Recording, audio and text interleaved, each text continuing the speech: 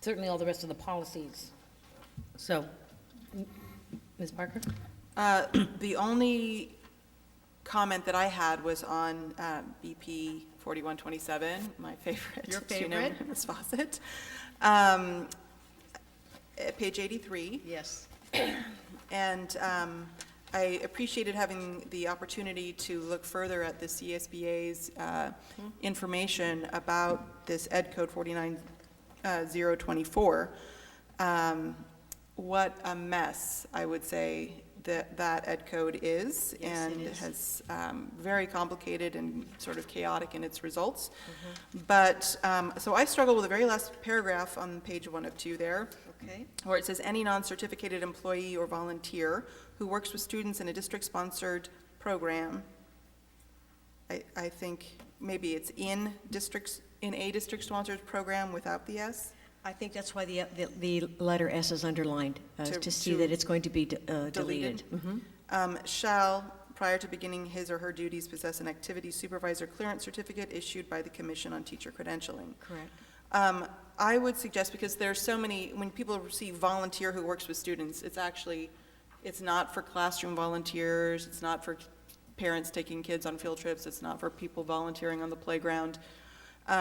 I would suggest that, just to be a little bit clearer with that we say, any non-certificated employee or volunteer who works with students in a district-sponsored program, and then insert, as delineated in Education Code 49024, shall, prior to beginning, and then finish the sentence at that point with the existing words, just so that people know that there's something else that they need to go look at, and that it's not just any program, that there are parameters around which programs you need an ASCC for.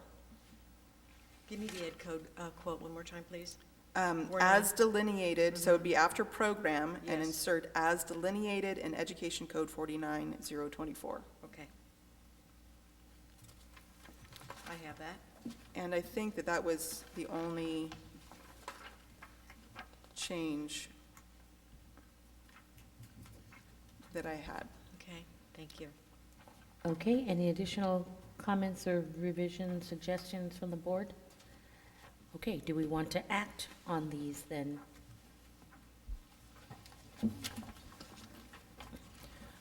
I'll move that we approve the changes to Board Policy 4000 series that we have before us, including the amendments to 4127, BP 4127, but pulling BP 4030. Okay, so that pulls out the non-discrimination in employment policy. I will Do we- second that. Thank you. Okay, so we have a motion, second. Any further discussion? All those in favor, say aye. Aye. Aye. Opposed? Abstentions? Motion carries 5-0. So we can just return to that one policy. Section. Thank you so much. Okay, thank you very much. And as Dr. Sarvis pointed out, we are a bit behind in our schedule, and we are now entering an item that we may have some discussion regarding. So I'd just like to point out to members of the public that item E6 was added to the agenda late when it came to our, when we became aware of the fact that we would need to act on it as a board before posting it on our website. So that's why it was not initially listed on the agenda. So this is the approval of the final draft of the Board of Education criteria for the selection of the superintendent. And we have these on our dais, some of the items that were sent out to us via email. Are there board comments? Ms. Parker, oh, 1 second.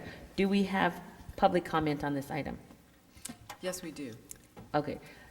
I'd actually like to speak before public comment. Well, on I was this going to say, I item. think Yeah. this is an item where it might be helpful to have the board comments first. I would like to make sure that anyone who wishes to speak to this item has a speaker slip in at this time, as we will close the comments at this time. Okay, so anyone would like to bring it up, please bring it up now. Okay, Well, Ms. Barker? the first thing I'd like to speak to is the fact that this is on the agenda at all. Because it apparently came up after the agenda was posted on Friday. I certainly would not put anything lightly onto the agenda, but this isn't on the agenda unless 2/3 of the board vote to put this on the agenda. Correct. So I think I would like to have a discussion about that first. Okay. Given the fact that we have a board meeting on Friday, how urgent is it that this be on this particular agenda? And given that we have a lot of people that do want to make public comment, but a lot of people that won't even know that this is on the agenda tonight. Okay. So I'd like to talk about that first. Okay, so first let's have the discussion of whether or not to place this on the agenda. Ms. Barker? I think that I would need more information from you, Mrs. Cordero, about how critical this is to have done tonight as opposed to Friday when we could notice it appropriately. I just don't know what the discussion has been with our superintendent search firm and why this is coming forward when it is.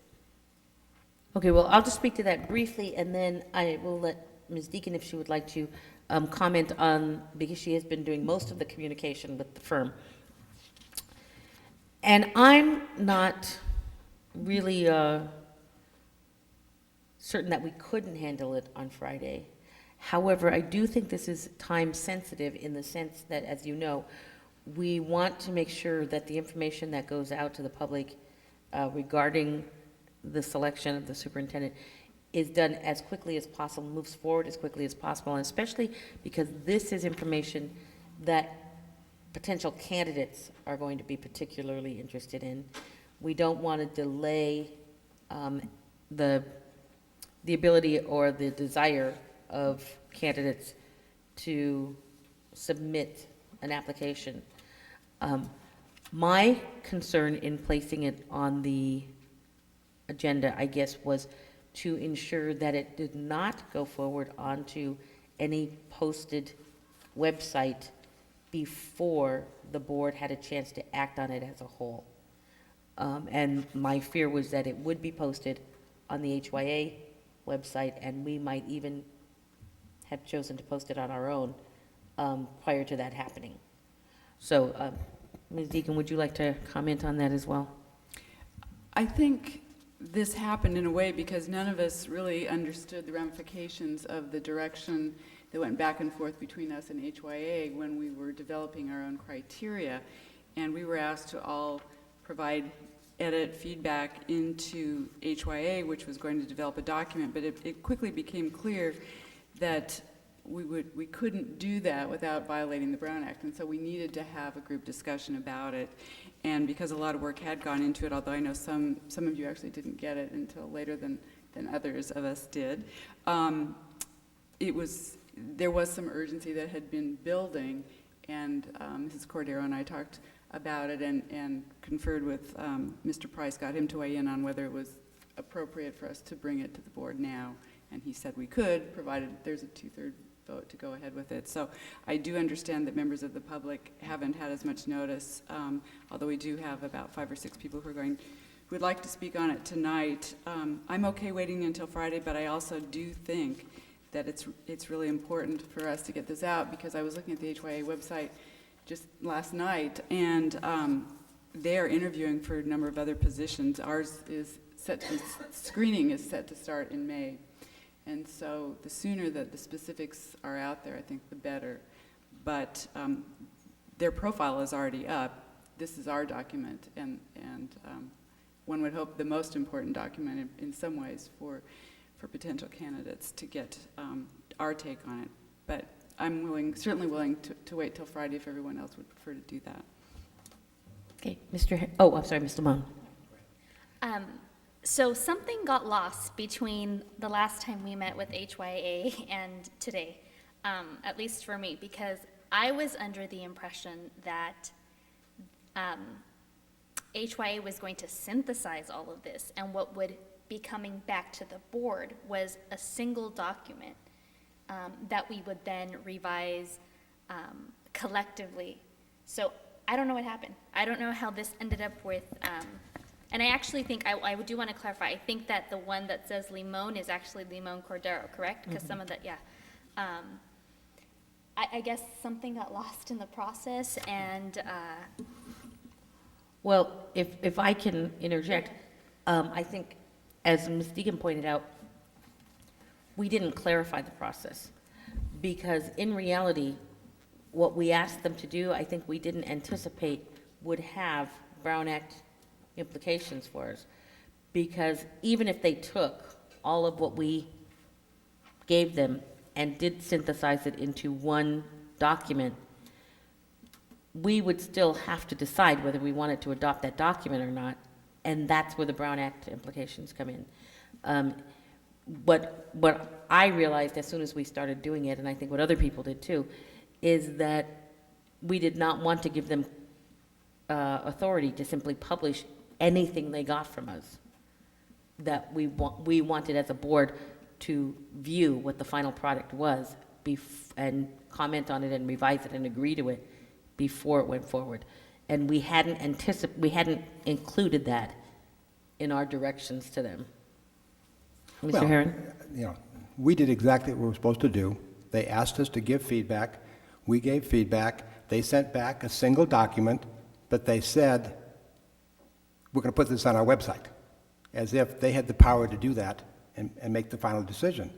My point was, hey, until we vote on it, it shouldn't go anyplace. And that's when we took what they sent us, and Mrs. Parker and I went through it and saw how we might change it. I guess the two of you went through it and saw how you could change it.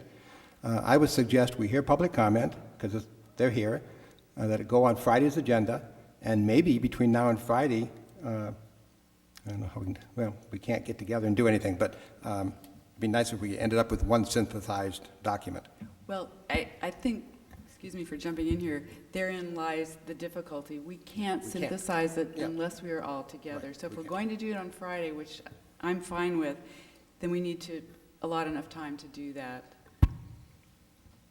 And that is part of my concern, because our Friday agenda is already a full day. So we will be adding additional time onto that. The other thing is, and then, Ms. Parker, I'm not sure, I'm not sure the legal ability, I don't know what the process is for taking public input on an item that we don't add to our agenda. And that's, so I hate to have people not be able to speak to it tonight, but if we don't add it to our agenda, I don't know if we can take their input. But we, in just a second. Ms. Parker? My suggestion would be, and I'll go ahead and make a motion, that we add a review of the final draft of the Board of Education criteria for selection of superintendent to tonight's agenda as E6, but it will be a conference item. We do the work tonight, and it's an action item on Friday in case there's any further public comment that comes forward. So my motion is that we add review of final draft of Board of Education criteria to this agenda. To the Take public conference comment. agenda, rather than the action agenda. Yes. Okay. Is there a second for that? I'll second that. And just to clarify, so we would synthesize it tonight, but just vote on it on Friday. Perfect. Okay. Is there any discussion of the motion? Okay. All those in favor say aye. Aye. Opposed? Abstentions? Okay, so the motion has carried. We have now added this to our conference agenda. We will not act on it this evening. And Mr. Herron, did you still want to make your comments? I was going to satisfy your question. I would just have moved to open public comment. Okay. Okay, so now we have it on the agenda. We can take public comment. Do we want to have any additional discussion about this now, about the actual item, before the public makes their comments? We can talk about it now or later, but we need to also make a decision about when it would go up on the website, which would be, I guess, presumably Friday afternoon. Okay, so we can do that as part of our discussion. All right, so let's hear from the board first, I think, because that gives the public a chance to understand what we are discussing and what our input has been, and then then they'll be able to respond to a fuller discussion. Okay, so, Maybe I'll start because this was a process that kind of evolved, and I was at the beginning of that process, and so let me describe what happened. HYA sent me a document that is not all that different from what is called the Limon document here, or doctrine, shall we call it? Just kidding. I made some edits, and then Ms. Limon sent hers separately to HYA, and those, at least a few of those are reflected here, and one is listed. I'm not sure if yours is the delete or the add on page 2, to be honest. I don't remember. I think those are Cordero's. I'm sorry, those are both mine. Those are both Cordero, okay. We didn't see necessarily what each other was sending, so. The one of the sentences that I had did change a little bit.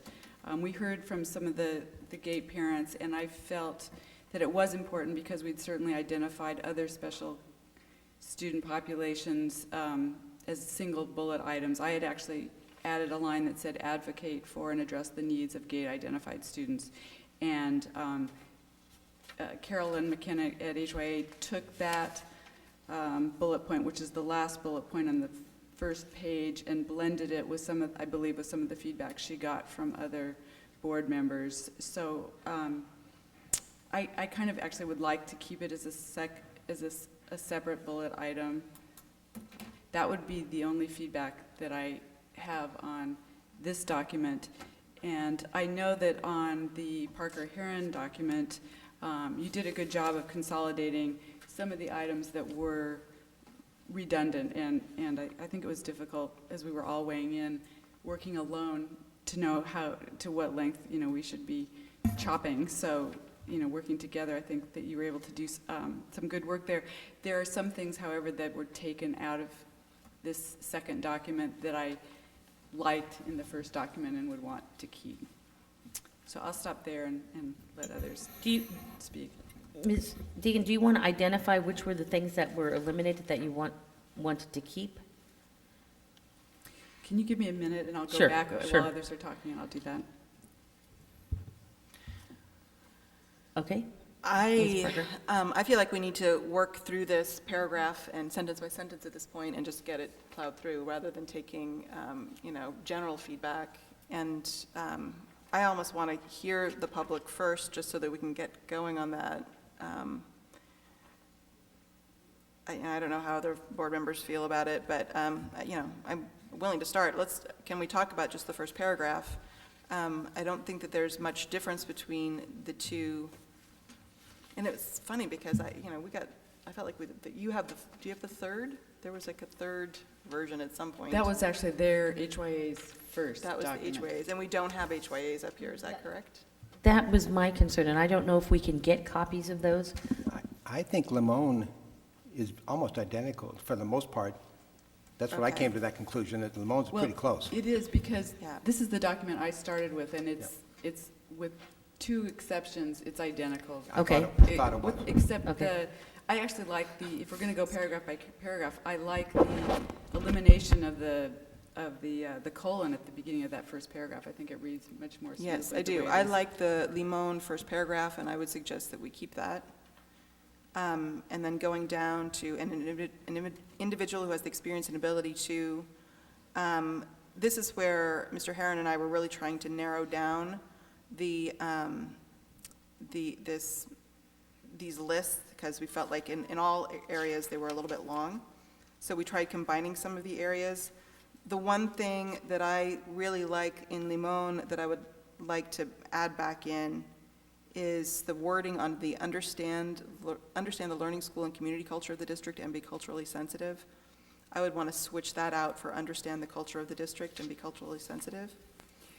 Can I ask, is there a staff person who is working in parallel with us on this? Because as we're discussing it, we may miss something. Does anyone else have a copy of these? Okay, are you? Okay. As a backup, it would be nice to have another set of. Okay, so So let me kind of repeat where I think what we have done so far, which is not much, in terms of the changes. Keep the first paragraph on the Limon On the document. Limon. And keep the understanding the learning, Switch, school, yeah. and community culture. And switch that out for understand the culture of the district and be culturally sensitive on On the Parker Heron. I was trying to make So you we'll take French that there for a out of the moment. Parker Heron and add in the Limon. And, You know what? I'm just going to use a highlighter to what we like, right? Okay. And then this will be, Can I So ask we're Mrs. not- Parker a question? yes. Yeah, I'm sorry, yes, Mr. Heron? Okay. When you said substitute that one line for the line in ours, did that include taking out bilingual Spanish speaking is desirable? Well, I figured we could talk about that and either keep that there or look at, Okay. as we get to the end of the document, we can look at that last paragraph there and see where we want to put it. Excuse me just a moment. Are we using the Limon one as a model? it's, We're actually really blending the two. Okay, So just that's look what, at the- when you were saying take it out, it Yeah. didn't make sense because it was from the other one. Okay. Yeah. I don't know another way to do it Yeah, besides just highlighting highlighting what the you want. sentences and the words we like on both. Okay. And then I Ms. will hand the Ms. highlighted. Lamont, I version. noticed that you have highlighted something on the Parker Heron document. Which did you highlight? The first one? The first bullet? So the recommendation that I'm hearing is keep the Parker Heron part except the understand and substitute that with the Limon understand. Except for there was also one other suggestion that I liked, that we should, I think, keep, and that is cutting off on the bullet on work with the school board to create an effective governance structure, cutting off the 4 board members and administration at the end. So that sentence just ends with work with the school board to create an effective governance structure with clearly defined roles and expectations, period. Yeah.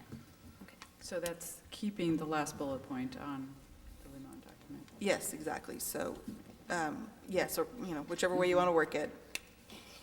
But I also would keep the order of the Parker Heron document, and then,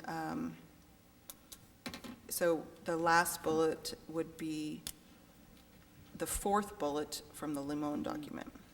The understand the learning, school, Yeah. community culture would be the last item. Right.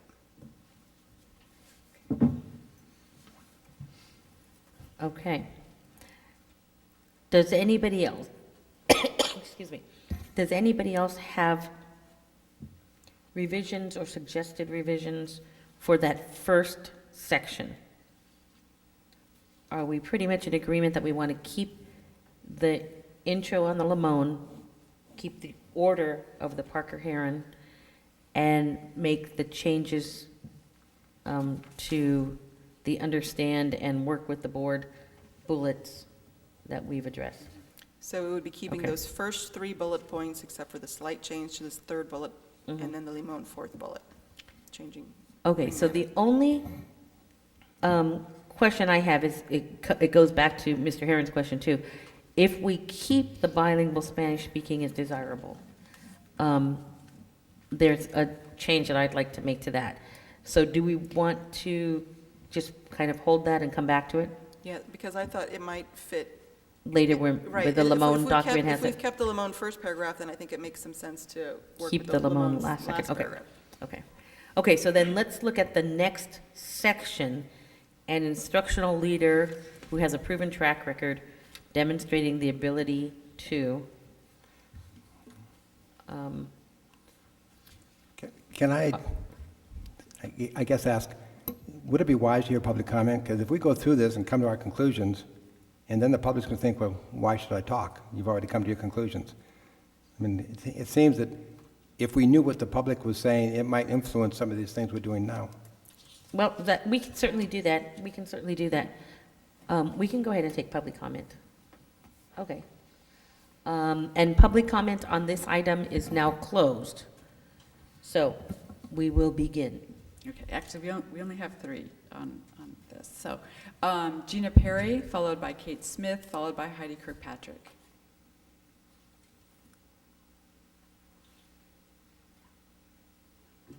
Hi, I'm Gina Perry, and I'm here representing and speaking for Parents for Excellence in Public Schools. We greatly appreciate the board's attention to the special needs of the 2,000-plus gate-identified students in the Santa Barbara secondary and elementary schools in your superintendent search criteria. And we certainly would like to see it as a bullet item along with all of the other special needs accounted for in your search. We also hope the next superintendent would not only be an honest and direct communicator, but will have had experience and success working with active parent groups, a very active community, and the ability to build on our already outstanding private and public partnerships. Thank you. Thank you. Kate Smith, followed by Heidi Kirkpatrick.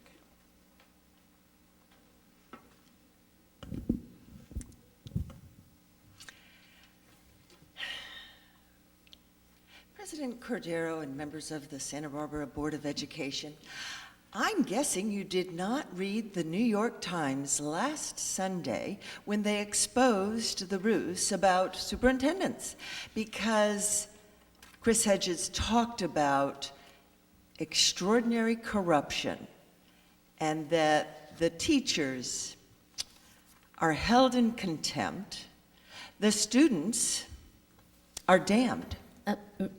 Ms. Smith, this is an item in which you need to comment Oh, on excuse the me. criteria. Well, actually, you're incorrect. If you would give me, you'll have to start over again because, No, I'm sorry. You need to comment No. on the criteria. Well, You need to then- comment on the agenda item. well, I'm trying to do that, but you may not interrupt me without stopping the clock, and now you'll have to give me the time back. So why don't you just Please do that? proceed.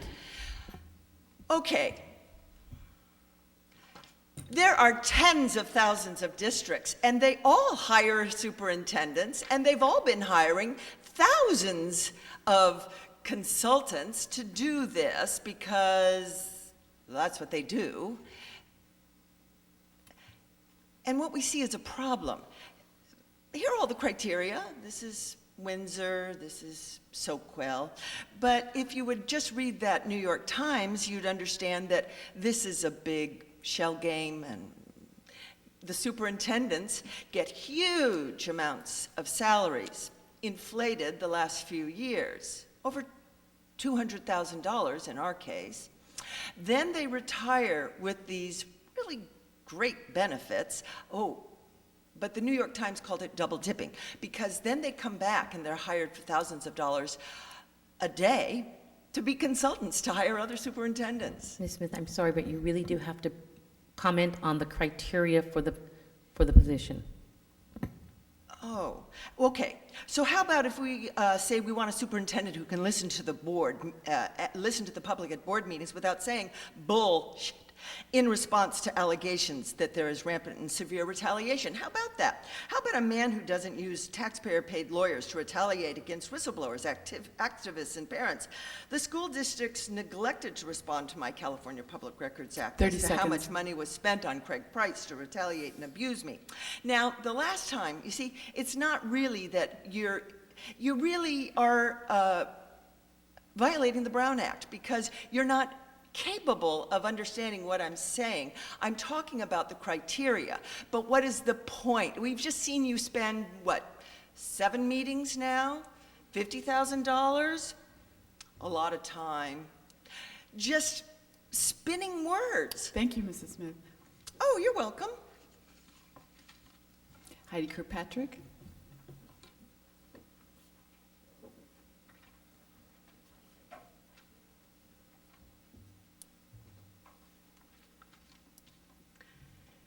Good evening, Dr. Sarvis, Ms. Sawaski, Mrs. Cordero, members of the board. My name is Heidi Kirkpatrick, and I am, can you hear me? Okay. I am a member of Parents for Excellence in Public Schools, and I appreciate the careful thought that you are putting into the selection of a superintendent. And I hope, by the way, Dr. Sarvis, that you have wonderful plans after your term is finished. I did fill out the online questionnaire, but I am here in person to convey some of the things that I think are very important for the next superintendent to be concerned about. And one of the things that is very important is for him to be able to address the needs of all students. I did read the online criteria that were posted, I believe, today, and I think there were some very good points in there. It is, I appreciated that implicit in what you said is, in your wording, is an understanding that different groups of students have different needs. And in particular, the GATE identified students and the high-achieving students have special needs also. And a search for a new superintendent should include a criteria for a candidate knowledgeable in the special needs of the GATE-identified students and other student populations. Someone who will continue to advocate for the excellent education for these groups and for the entire student body. And I would like to point out a couple of the points that I thought were very important. I appreciate the specific mention of the GATE-identified students, and I also appreciate the specific mention of being able to work with the parent groups. And thank you very much. Thank you, Mrs. Kirkpatrick. Okay. That concludes public comment on this item. Okay, thank you very much. Now we can move on to the second area of discussion then. An instructional leader who has a proven track record demonstrating the ability to. Do we have Ms. Parker or Ms. Deacon? I'll just say that on this one, this was another area where we were trying to consolidate and maybe eliminate some of the bullets that felt redundant. I would suggest that we keep the first 4 bullets from the Parker-Heron document and then switch out to the last bullet, being the last bullet on the Limon document, advocate for and address the needs of all students, et cetera. I like that it's specific, but also, pulls out various student groups rather than either just being bland and saying all levels or being too specific and just saying one. So I think that's a nice compromise. Okay. Ms. Deacon, you had earlier mentioned that you thought you would recommend a separate bullet item for GATE students. Does the way that it is worded on the Limon document does not make it a separate bullet point, but it does specifically identify? Right. I think I'm okay with that. When we get to effective communicator, though, then we might want to, the 4th bullet point there specifically identifies Latino parents. I don't know if we want... In the effective communicator section? Right. I don't know Okay. if we want to then identify the other special groups as well. I mean, I know that was reaching out to Latino parents was a consistent theme that came through in the surveys and in the profile. But I don't want any one group to feel that we're overlooking their specific needs and that we won't be advocates for them. So I just want to make sure that that's clear. But I think it probably is fine with this last bullet point as is. Okay. Okay. Any other? Okay. So I think we are pretty much in agreement on the first 2 areas. So our third area, a manager who.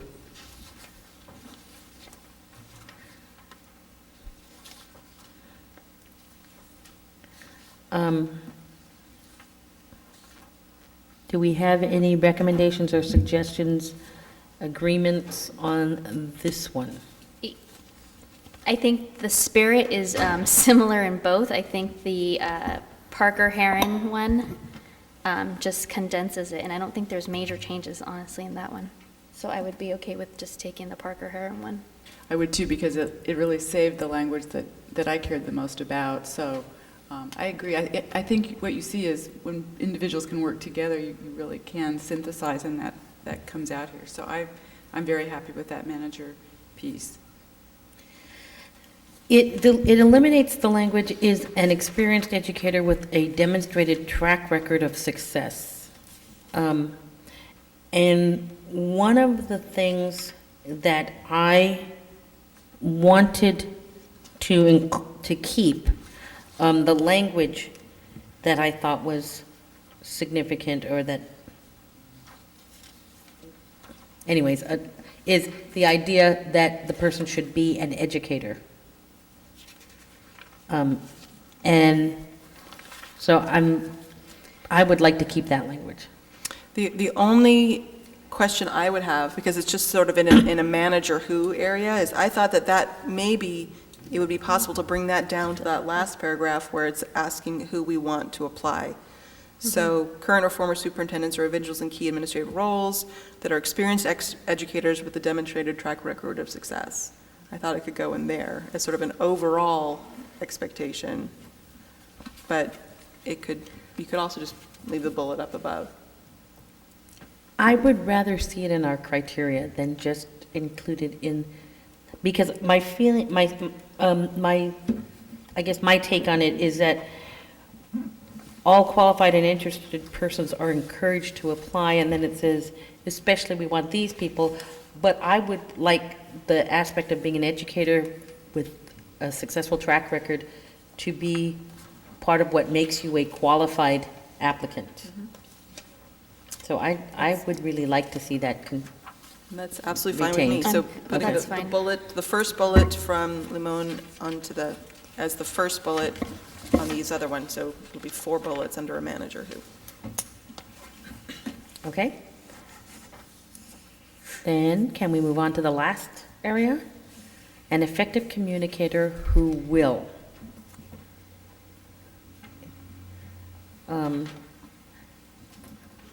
Board members? What is your preference there? Mr. Heron and I, as we were working on it, just made a few changes to it. We changed, we put participate actively in our school communities first, and we had changed that because the bullet farther down below is participate actively in the schools and the community. And I know that it's really important for the superintendent to be active in the community, but the primary focus needs to be the schools and the school community. And so I was a little hesitant about, maybe conveying the wrong impression in the criteria. And then we had kept the unique qualities of Santa Barbara as the same. Then we changed foster trust through personal commitment because it's already under an effective communicator. So it felt redundant to say foster trust through communications. And then, we were struggling with and this language, we were not looking at this language. We didn't have the Limon Cordero document. We had the HYA one, and it's a little bit different on this one. So that we went to the, trying to make it all parent groups, and we can certainly have the discussion about including historically underrepresented groups such as Latino parents. But I would suggest that we keep these 4 bullets and possibly change that last bullet, depending on what you all think. I had a question. I don't have the HYA document in front of me. Is the item, Ms. Limon, convey the importance of school attendance and performance to students and their parents? Was that an addition? No. That was in the. That was in the in the original. Okay, and Mr. Heron or Ms. Barker, did Yeah, you we eliminated it just eliminate that? because it felt like it was almost too much detail. Okay. I agree. However, I would like to capture the notion of engaging parents, because I think that's what they were trying to say in that, and it may not have come through as clearly. but maybe on bullet point number 4 on the Parker-Limon document, reach out to all The parent groups. Parker- I'm sorry, Parker Heron. Reach out to all parent groups to encourage engagement and build trust, confidence, credibility, and respect. I think this notion of we want a leader who will encourage parents to become active participants in their children's education, I think is important. And that may be what Ms. Perry had in mind with the working with the parent groups. Okay. And we do have that, yeah, in the first section. Yeah, in the first But section, I that's want included. to, and here's my question for you, Mrs. Cordero. Mm-hmm. There was this addition, or the deletion of reach out to all parent groups, including Latino parents, and the addition of making specific efforts to develop a strong relationship with the Latino community. So especially if we make the fourth bullet more general and just say all parent groups, would you like us to add in this addition, make specific efforts to develop a strong relationship? Yes, Okay. thank So that you. would be the fifth bullet.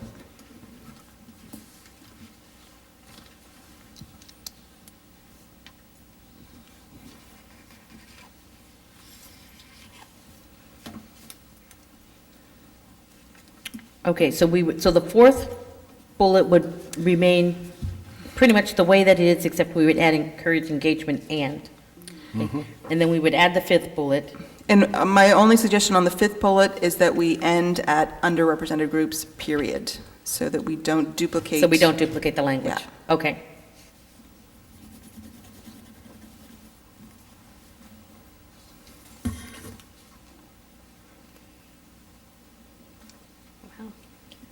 Okay, and then do we want to participate actively in the community, since we've added schools at the beginning?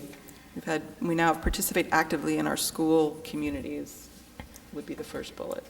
Right, but what I'm wondering is, do we want a separate bullet that says in the community in general? I personally don't think so. I think it's captured somewhat in the second bullet point when we talk about becoming familiar with and embracing the qualities of Santa Barbara. I mean, implicit in that is working with the community.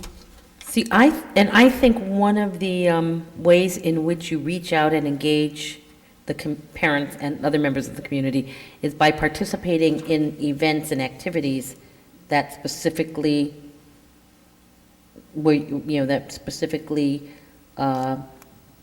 target those parents or those segments of the community, or that those groups have promoted.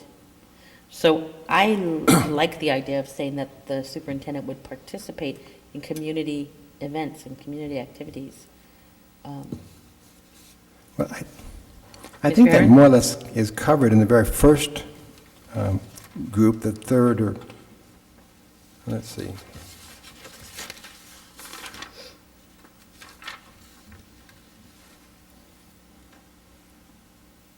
Work collaborative with employee groups, the community, and public-private partnerships. I mean, that's involvement in the community.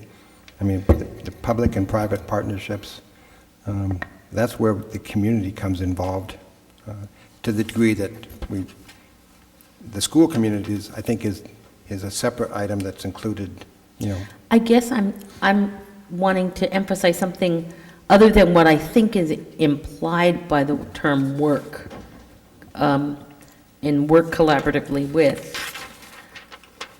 I'm wanting to get more at what is, I think, implied by the be willing to become familiar with and embrace unique qualities, more of a social network, that the superintendent would participate in community activities. Could we just add to the end of that sentence, and become an active member of our community? Something along those lines. Be willing to become familiar with and embrace unique qualities of Santa Barbara and become an active member of the community. Sure, and I would actually also like to take out the be willing to. I agree with you. And just say on that. become. That kind of bugged me from the very beginning. Yeah, become familiar with and embrace, et cetera, and actively participate in the community? Is that what we said? No, is become an active member of the community. Okay. Well, we already say participate actively in the previous bullet, so I don't want to repeat it again. Okay, and become an active member of the community. May I comment on that? I mean, I think that's great in theory, but at the moment, we need somebody to focus on our staff, on our teachers, on our kids, on our students. The community's great, but I don't want to give the impression that you got to be almighty, come in here and really be a politician to work with the community to the detriment of working on achievement of our students. And so I don't want it to be an equal thing. Work with us in the school communities, but simultaneously work with the broader community. I mean, sometime we have to get our priorities in order for the next 3 years, at least, to make sure that we accomplish everything that needs to be done academically. So however the wording is, I don't want to give the impression that, okay, come in and spend the next 6 months learning the power brokers in Santa Barbara and the community. Well, it seems to me that that would have already been implied with become familiar with and embrace the unique qualities of Santa Barbara, that you already have to be doing that. And yeah, that's fine, because that doesn't put an imbalance in the situation. That's just come and live your life, bring your family or whatever, and be a part of the town. But it doesn't mean spend an exorbitant amount of time working with all the community groups. Well, I think that becoming an active member is sort of generic enough without saying you're going to insist that they go to every function and event. I would also ask that maybe we change the order of these bullets in the last one so that it's, the first one is participate actively in our school communities. The second one is reach out to all parent groups. The third is make specific efforts to develop a strong relationship with the Latino community. The fourth is foster trust through personal commitment. And then the fifth is become familiar with and embrace the unique qualities of Santa Barbara. I agree with that. And just for those people who don't have a copy in front of them, I just want to point out that it's make specific efforts to develop a strong relationship with the Latino community and other underrepresented groups.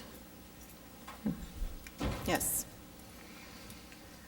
Okay, so it seems like we have worked our way through this. Well, except for the last Except- paragraph. Except for the last paragraph, and I and going like back to the last- issue of bilingual. Yeah, I like the last paragraph as it is, and I would suggest that we keep the piece about bilingual and or bicultural there, and just adopt the limon in the last paragraph. I like it too. I think we probably need to add the word Spanish. Because, Yes, thank you, if or they're bilingual Spanish Romanian speaking. bilingual, that might be nice, but that's not really what we're Can looking we add for. who are bilingual Spanish speaking?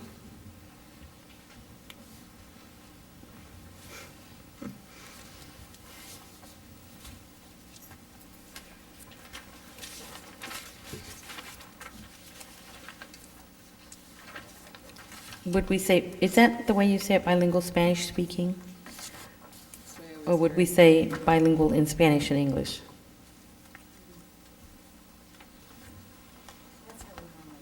Yeah, bilingual in Spanish, English, okay, that's fine.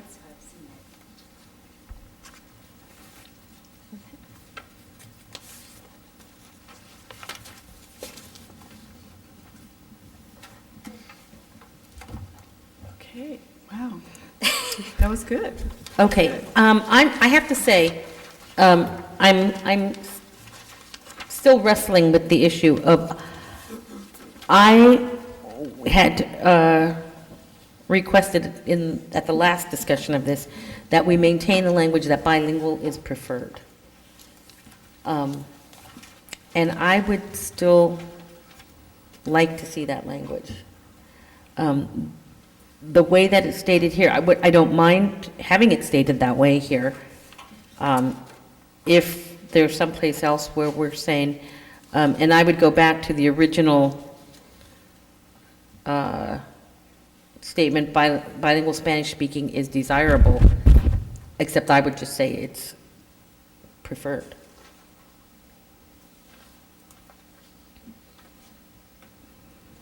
So, if other board members don't Yeah. want to, Yeah, Mr. Herron? I would have to be convinced that that wouldn't turn off applicants. And as of this moment in time, I'm not convinced that it wouldn't, being that strong on it. I mean, I appreciated the Limon wording, because I think it covers it very nicely. Well, two things.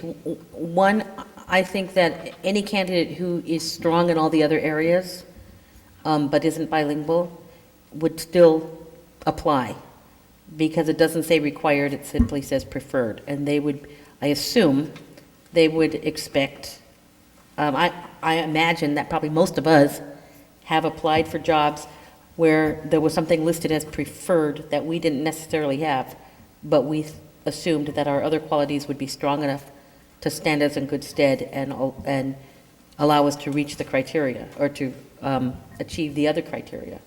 So I can't imagine that a person at this level would not apply because they didn't have that one preferred characteristic rather than required characteristic. The other thing is that I think it sends, I think, a strong statement to those people who are considering applying and who do have this qualification, that it's a serious quality that we're looking for. So, others, Ms. Limon?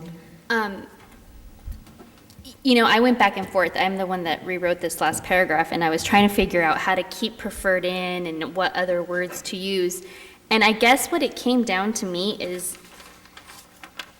honestly, preferred or especially, I didn't think was going to either give us the results we absolutely wanted or not give us the results we didn't want.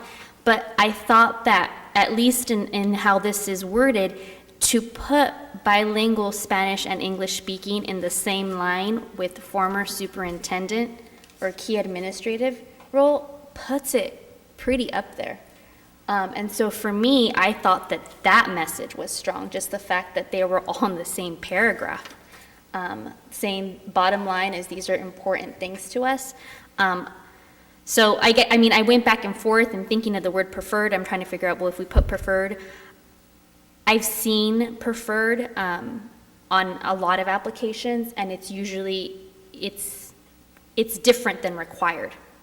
And so I think it's, most applicants, especially if you're in education, will not completely flinch on preferred. You know, they really look for the required. And so, I can go either way.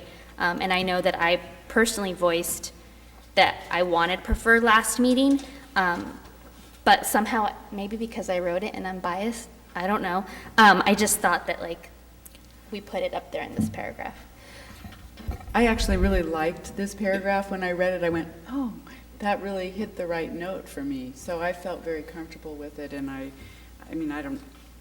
not completely invested one way or the other, but I actually do like this because I think it does what we want it to do.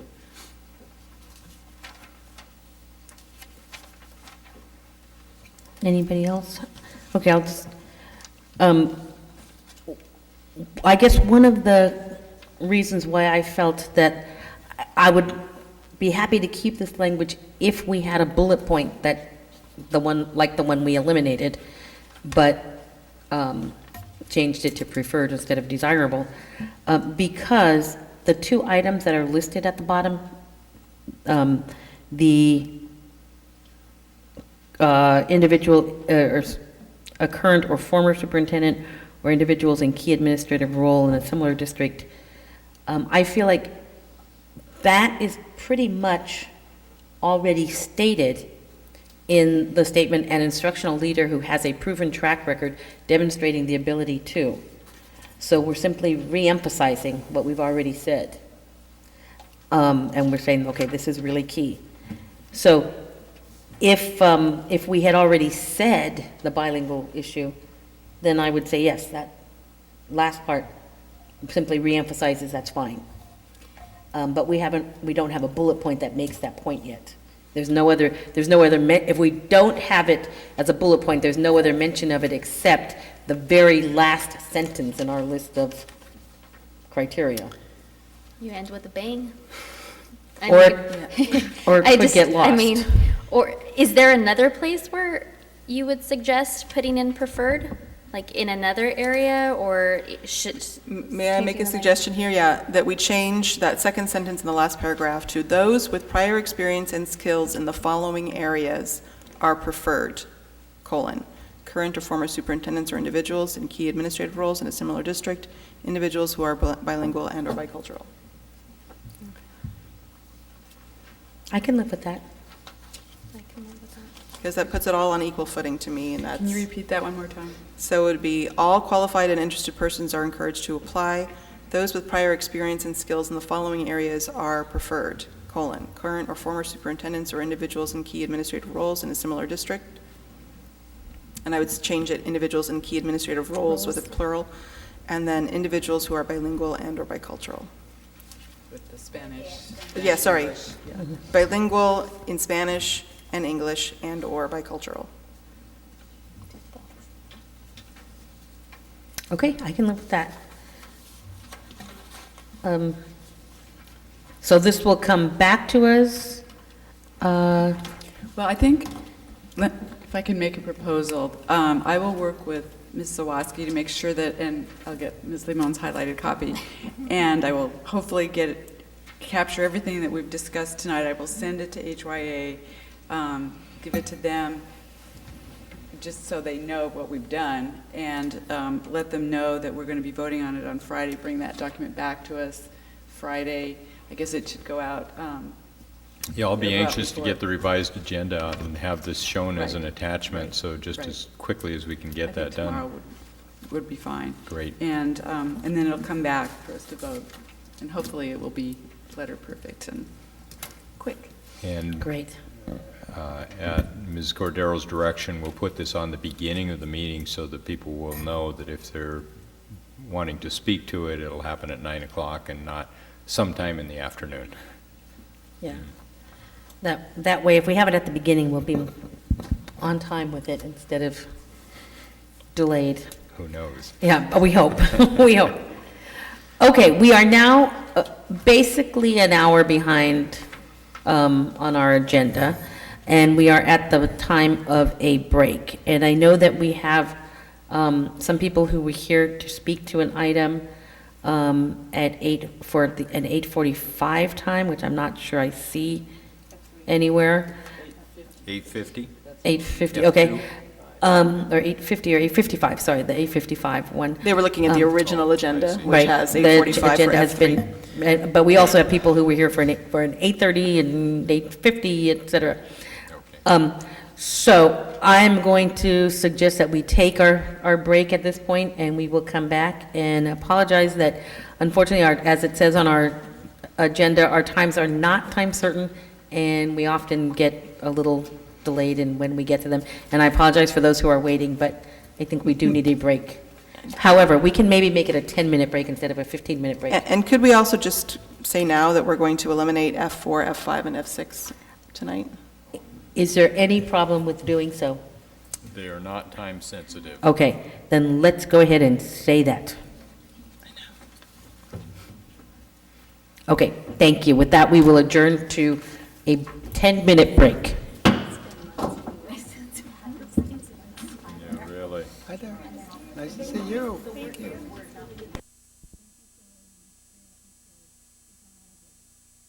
We will begin with item F1, discussion on junior high school independent study physical education. And we And don't Rob- want to truncate discussion, but we do want to Yes. remind ourselves that we are very far behind in the timing. And we Robin do have- Sawaski, Associate Superintendent for Education, will make this presentation. She's been grappling with these issues for a while now, and Actually, is it's here for been- board direction. Yes, it's actually been about a year that this topic of conversation has been going on between the junior high PE, mostly the independent PE teachers, but they've had conversations back at the sites with their group and the administrators. And without going into a lot of detail, I think you can tell from either the board brief or the memo today that we have been having this program in our secondary district, so 7th grade through 12th grade for several years, as an alternative options for either earning credit or as elective or the required PE. In junior high, of course, it's required, and there's a certain amount of minutes and all that you have to have every week or every 2 weeks. Excuse me. It was created especially in the beginning for that elite, exceptionally gifted athlete who really spends a significant amount of time outside of school, the rest of their lives, training for a sport, like as someone who's going to the Olympics, that kind of thing. That's how it was originally created. It's been a little bit adjusted through the years where it's been greatly expanded. Last year we came together, and it was really the first year that I had worked with them in looking at the secondary schools, because the first year, I believe it was right when Paul Turnbull left, and they just did it on their own. So last year was the first year that I got involved. And during that discussion, the junior high liaisons or coordinators said they had a real problem with the students who were actually involved. It just had grown to a point where they didn't believe that the program was really serving the students that it was originally intended for. And then I looked into a little more this year. So going back last year, we looked at the criteria. We all met together, and it took about half a day, and we went through all of the applications and tried to be very clear in using the criteria, and it did cut down somewhat with the number of students. And I believe in the board brief you got a summary of what that was. So you could see it was cut down a bit, but not a lot. Not significantly. The PE teachers feel very clearly, as they would, that all kids at that age, 7th and 8th grade, should be involved in the PE program at their schools so that they get those kind of lifetime skills. They feel very strongly that that is the one time really that all students are mixed for the most part, because everyone takes different levels of courses and all of that, and they feel that, building that community and having that diverse experience of being around all kids is really important. But they mostly think that the PE skills and what they learn from the framework are really important. And in junior high, that is a big target area, is lifetime activities, recreational kinds of sports and all. So I kind of took that all in. We had a discussion a couple times with the principals, and they did not feel that the program should be eliminated, but they felt that it should really be looked at closely, and the number of students limited, or the criteria really looked at clearly. So we kind of went on, and then during the school year, one other aspect came up. The actual junior high portion of ISPE was under an MOU, and I didn't know this. I found out as I was digging more into the program this last year. The high school has always been coordinated through the athletic directors, but the junior high part had been paid with a stipend kind of organization or structure that was an MOU with the teachers union. And it was kind of an interesting structure. It wasn't per student. It was like 1 to 10 students. The coordinator got $1,200. 11 to 20 was $2,400, and then 21 to 29 was $3,600 per semester. So the figures I gave you are based on that how many students had been participating. So even in a school that had 2 or 3, the coordinator got that $1,200 per semester. So in reducing costs, those stipends were eliminated. The MOU was kind of null and void. It actually had been for a few years, and nobody had looked into it. So the thought was that we could then we could cut down on the number of students participating, and we could have the site administrators take over. Well, that quickly proved to not be something that was going to work. And the site started scurrying. Some were offering site money, if they had any, to run the program. And it just kind of, I said, stop. We need to get some direction from the board. We need to really look at this program. and make sure that we're consistent across the district. So that's where we are. I've given you the information, kind of back up some other districts, some of the things that they have in place. I'm kind of waiting for Dave Hetyon to come back. I've got, does any? Dave is not coming back. Oh, but he's Davis not? Hayden Oh, is here. Davis, okay. Could you put that up on there, because I have some more information I think will be very helpful to our discussion. Is this what you want, or is it something different? Right there on the overhead, please. So the teacher's recommendation is to eliminate the program. The administrator's recommendation is to reduce the numbers to like nationally or internationally competing students and to eliminate, no, not that. Just the overhead. Yeah, I know, I'm trying to figure out how we get this guy turned on. Sorry. Okay. It's been a while since I've done this. Okay. And another reason I'm coming to you is our AR that we just passed this last year, AR 6158.1, because we didn't have any kind of administrative regulation around the independent study PE, we created this, and in it is the criteria. It doesn't specify junior high and high school. So if we made a difference between the two, we'd need to slightly adjust the AR, which I would need your guidance on. So oh, there we go, thank you. So what we have currently, what I put together, is the first part is the current ISPE activities, and you can see that we have a total number, this is just in junior high, of 107 students. Dance is by far the most, the largest group. 20 with water polo, 17 swimming, and you can read the rest. There are, lots of just ones. And then, Davis, can you move up so that we can see the bottom section? And then I looked at the current PE available spaces. And in 7th and 8th grade, that doesn't change like in high school where kids are, finishing early, and you look at your spring class load, and it's very different than this would be consistent throughout the year. And although we have 113 spaces available, the reason I gathered this information was a couple things. The teachers told me right off the bat we could just put those kids in our classes right now. And I knew that there had been some problems with Goleta Valley Junior High in the beginning of the year having enough sections. So sure enough, you can see that over all the district, we have 6 available spaces. We could fit all those kids in and still have 6 spaces available.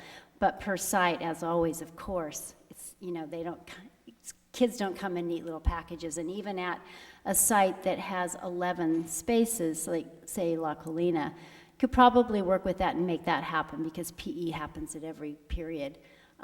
But it's a little bit of a challenge. So it's close. Excuse me? Oh, 2 sections. Sorry, it looks like you need to add 2 sections. If we were right there with that and the schools stayed the same and the kids stayed the same. Interestingly enough, those activities that we're looking at, last year it was a lot more swimming. And so it's changed slightly, and I don't know if another dance company came into town or what, but it's shifted a bit, but it's pretty consistent, those top 4. The dance, water polo, swimming, and tennis. So one of the districts, and the recommendation that came from the site administrators, is that those team sports, they didn't believe were really appropriate for the independent study PE. Given that it's hard to tell if you're on a team, if you're sitting on the bench the whole time when you're competing, if we're saying in our criteria that the student will be, and I should read that, the student is an exceptionally gifted athlete who is competing at a state or national competition level. The student participating in a non-ranked activity must be in advanced level courses, and that's particularly for the dance students. A portfolio documenting the competition level and performance history must be included in the application. That's our current criteria. It's difficult with a team sport, even though the team may be ranked, to see if that student, although they do have to go to the practices and all. But that's a suggestion from the administrators, is that we would go back to limiting to that very elite athlete. In fact, one quote was, I would be fine with ISPE continuing, this is from one of the junior high principals, at the junior high level if it was for the truly elite athlete. These students, some of them are not elite athletes, they're just on year-round teams and travel. I think the students who would be justified are those that are nationally ranked or compete on a national or international stage. Short of that, I think they should go to school until the end of the, almost 3 o'clock, and then go compete in their local sport activity or dance class. So I knew that, this would be an item that we couldn't just do, without board discussion. I know I've talked to some parents, not a lot, but some parents. The coordinators are anxious to get some direction because the May 1st date is approaching quickly, where students are going to turn in their packets. So, thank you. Thank you. Board members, Ms. Parker. A few comments and questions. First question is, what is the estimate if you tighten the regulations? How many students would there be that are still in the program? Well, if we tightened it, and I don't know exactly, it's hard for me to say, and it's hard for the coordinators right now with the dance students. If, for instance, one of the examples in the packet from Poway is that in the case of dance, participants must be an auditioned member of a studio competition team or performance company. If we had something like that in place, I'm not necessarily suggesting that, but if the dance part was, you really have to be a part of that competition team and audition, that number would probably go down significantly, but I can't tell you exactly how many. If there were no team sports, water polo would be out. Swimming, of course, is probably more individual, and we'd have to look at the rank on that.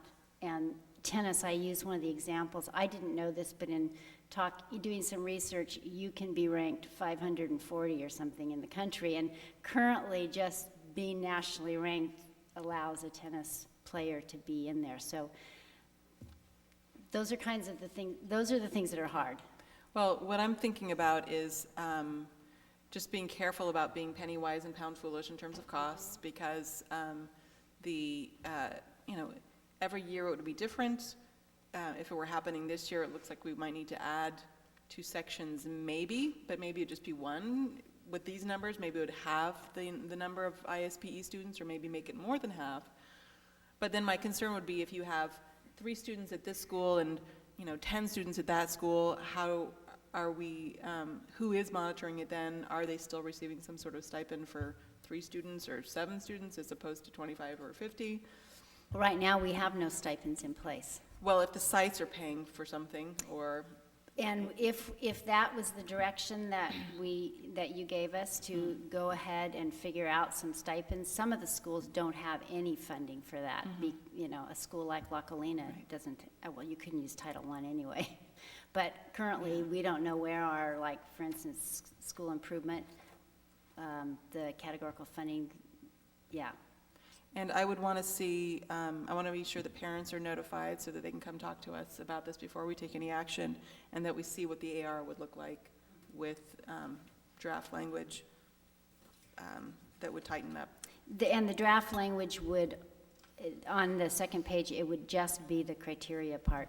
All the rest would stay the same, which really talks about what the student has to do, turning in the assignments and all.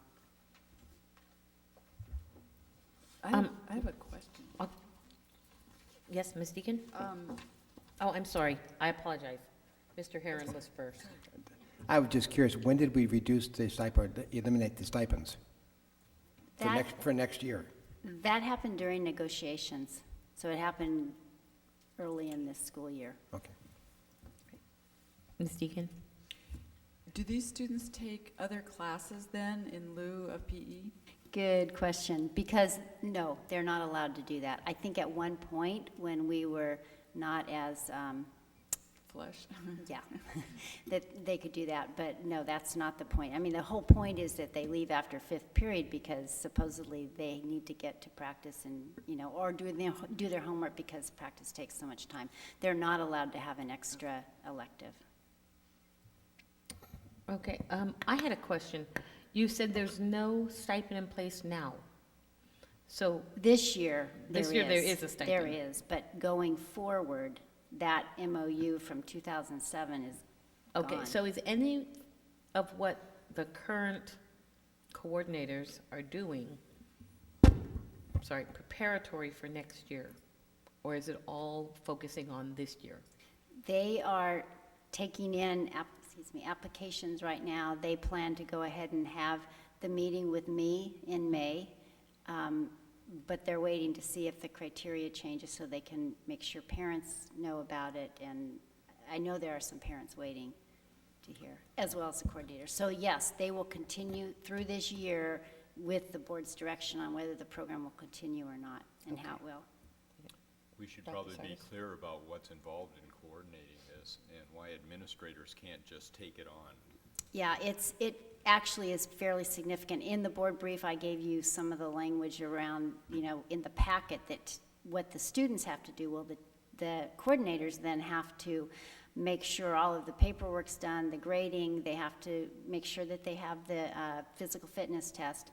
Also, there's a fairly significant amount of time that Alma Flores in our business office spends on this. She has to make sure every single one of the providers has the insurance policy. I just talked to her the other day, and I said, give me an idea, and she said, I don't know how many hours. It's quite a bit for the number of students that participate. So it's a significant amount. There's no way with a school that has 20 students even, I would put that on an administrator right now. Okay. Ms. Lamone?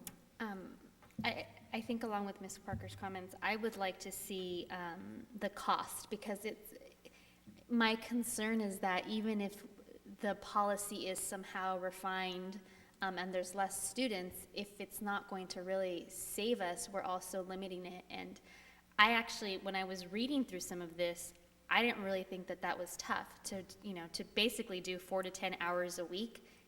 Easily gets done by a lot of these traveling teams of additional practices or games. So I think that's what the policies varied. One was 4 hours of additional time during a 5-day period, and the other one was 10 hours within a week. And so I would like to see the cost of what's a fixed cost and what are we really, I guess it's not clear how much we would be saving. I understand the educational component of this is the one opportunity to really have integrated kind of class. And one thing on the cost, a section would be easy. I mean, if we could figure out, like right now we need 2 sections, well, each section we figure is about $18,000. So if you looked at it that way, that would be an approximate cost, given the criteria stays exactly the same and we don't reduce anything. If we applied sections, however, with the stipend amount, the way it was before, with that jump of like you have 1 to 10, it was around that much as well. Not quite that much, but we could reduce that. I would suggest if we went to stipends as a cost reduction, that we figure it out per student, because it makes no sense to me. I mean, one school has consistently 2 or 3 students, and it doesn't seem quite fair that coordinator would be making $2,400 a year for, that. Okay, I had a question, because when we revised this policy several years ago,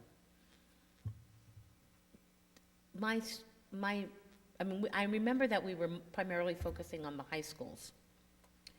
I actually wasn't a part of that, I'm but sorry. yeah, and that's fine. I mean, I probably was in the district, but I focused on believe elementary. But I believe that the policy was applicable to both high schools and junior highs. That's correct. And our intent then was to tighten it up, because so many different things, Dr. Service, you probably remember this, that different things were happening on different sites, and there was no real criteria, and we were trying to really bring it under control. And I'm getting the sense from the information that we've gotten that it just made it more uniform, but it didn't actually tighten it up. Is that, do you think Not, that's an no, accurate I don't know. assessment? I don't know how many students were involved before, but the fact that it was an MOU for a year at junior high tells me that it was kind of a trial with junior high, That could but have it was been, never looked at. I'm sorry, I don't know about the numbers from a number of years ago and now. Because I know our concern back then was not, we weren't really focusing so much on the cost. Right. We were focusing on whether these students are actually receiving the same level of physical education, instruction, and activity in their independent activities that they would be if they were in a class, and what the ed code requires Right. of students. And to me, that's what, the cost is significant too, but I want to make sure that the students are actually adhering to the ed code in terms of the amount of, not just participating in an activity, but really getting that level of instruction. I think that was why the original concept was that they would be a sort of, nationally ranked or world-class athlete, was because at that level, we could pretty much be assured that they are receiving that level of instruction as well as that level of activity. So I would like us to really look at tightening it up, probably reducing the number of students who participate in it. And certainly, it shouldn't be costing the district money at a time when we're having to make cuts that are affecting more than this number of students. And, looking at this right now, I mean, you can't predict that really is a very relatively small number of students, the difference when you're looking from year to year. If we had, and I'm not saying I'm suggesting this, because I think there are some students that really qualify under a tighter criteria. Really, they are, going for the Olympics and that kind of thing. But we could fit in. It could come that it doesn't cost the district anything, but I can't guarantee you that right now. Okay, so, I'm we sorry, do Ms. have Deegan? one public comment. Roy Weinecke?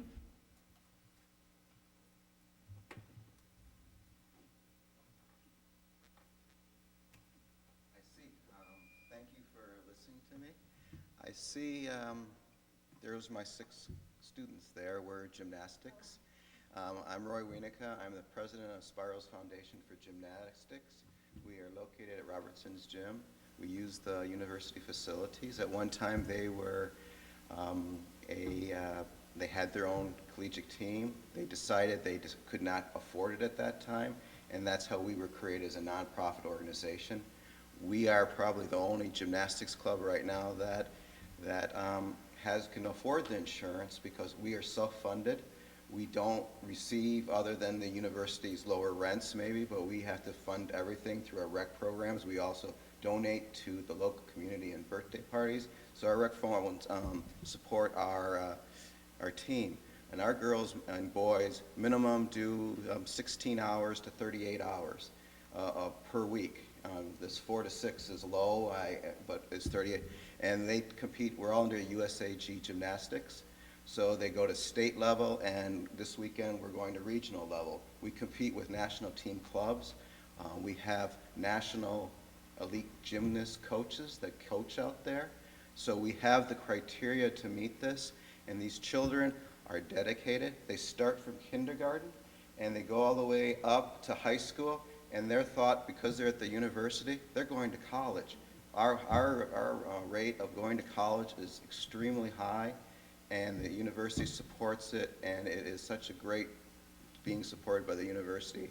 And I just want to make you aware that it's very important. They need that time to study. Without that study time, they can't. They have to have those hours to be able to compete, not only to learn the skills, to do strength training.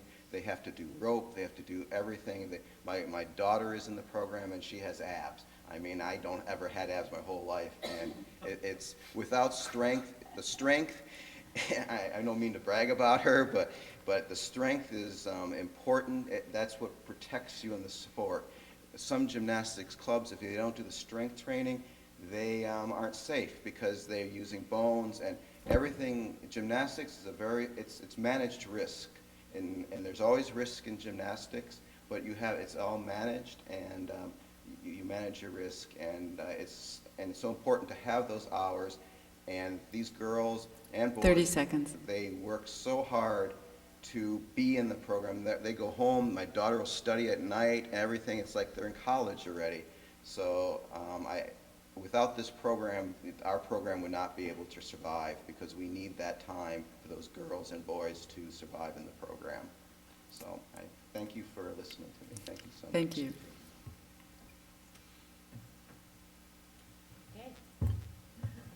Is that our final comment? Okay. And I'm sure we're going to hear that same story, every single one of those. I remember sailing for some reason. There was a discussion at the board. Sailing, surfing. Maybe before yes. my time, maybe I listened to it, but the sailors all came in and they just bombarded the board with the information about what goes into the sailing program. I know a young lady who was a horseback rider.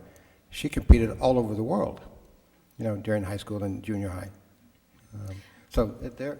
Yeah, and I'm concerned that our responsibility is to make sure that the students are completing the requisite number of units, or requisite number of hours, minutes even, and receiving the requisite instruction to adhere to the ed code. I don't want to be flippant, but our responsibility is not to provide students with time to do extracurricular activities. It's to make sure that they're that they're meeting the ed code. So that is where we come into, I think, the big issue, the big concern, because I agree, I don't think we necessarily I don't know that any of us are suggesting that we eliminate it, but I feel strongly that we need to make sure that it is administered appropriately. So I guess we can kind of leave it at that, and we'll come back to this. This is a conference agenda item, and we'll see it again. Would you like me to come back with a exact recommendation on new criteria? Okay. Yes. Could you also bring us the ed code along with it so we can have Absolutely. them both hand in hand? Thank you. Great. Thank you. Okay. We will now move on to item F2, report on creating effective bilingual environments. And Ms. Marie, we've kept you waiting for quite some time, and we apologize to you and your unborn child. And we will. Okay, good. Well, this is a report that we invited, so we're anxious to get the board this update. Great. Well, good evening, Dr. Sarvis, Mrs. Sawaski, President Cordero, members of the board. Thank you so much for the invitation to speak with you this evening. These are two trainings I'm so excited to be able to offer to the school community. It's something Just Communities has wanted to do for a while, but I personally have wanted to do for years. So we're so glad to have the support from 3 local community foundations, the Bauer Foundation, McCune Foundation, and the Fund for Santa Barbara, so that we can offer these trainings about really multilingual capacity building for free to our school communities. And essentially the intention is to offer trainings that build our skills and our tools in order to be able to offer consistent, effective, and inclusive interpretation and translation services so that we can fully benefit from the full participation of all the members of our school community, regardless of language. So that's the idea. So there's 2 different trainings. Let's see if I can bring up the first one. The first one is really geared towards decision makers in the district and in the schools, as well as staff members who are more directly responsible for implementing interpretation or translation. It's coming up on Wednesday, May the 4th, and it's 2 hours in the afternoon. And this will really look at best practices. What are the best practices for how to provide interpretation in different environments, if it's a back-to-school night or is it an IEP meeting, and what are the differences in those, and what different options should a school be looking at. And so that's really about making sure that those leaders and the staff who's directly planning and implementing that interpretation and translation has the tools they need, with really a focus on providing inclusive and equitable environments when it comes to language. So that's the first training, and it'll be open to community partners as well. There's definitely the members of the foundation I talked about are particularly interested in this for themselves as well, so they'll be there too. The second training is a training in interpretation skills. And we know that for many of the schools have staff members who provide interpretation in addition to their regular responsibilities at the schools, whether it's at different community meetings and within the district as well. This is really who this is geared for. It's a weekend training on April 30th through May 1st that's going to look specifically at interpretation skills and the interpreter's role in creating effective multilingual communication. This is open to people of all language combinations, so while we know that the majority of interpreters are aspiring interpreters who participate will most likely be fluent in Spanish and English, also our facilitator, has expertise as an American Sign Language interpreter, and people with other language combinations are absolutely welcome. For example, we have a couple folks who interpret in Mixteco who are planning to come. So depending on who works within the schools and district and you think that they would benefit from this, this is open to them. And we don't have the site confirmed for this yet, but we are working with the district on that, and we do require that people attend both days of the training. I just wanted to tell you a little bit about the facilitator, Roberto Tijerina. I've had the opportunity to both be a participant in one of his workshops and see that he's very gifted and dynamic facilitator, but I've also benefited from seeing the impact of his work at an international 1,000-person conference that was expertly interpreted, the whole thing in both ASL and Spanish.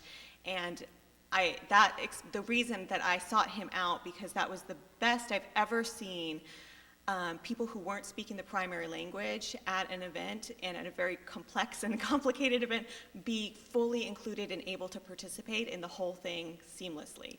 And that was his work in making that happen, and really impressed me in terms of the impact. And I've also spoken with people who have benefited from his trainings in the past. So he'll be the lead facilitator for both the best practices and the interpreter training.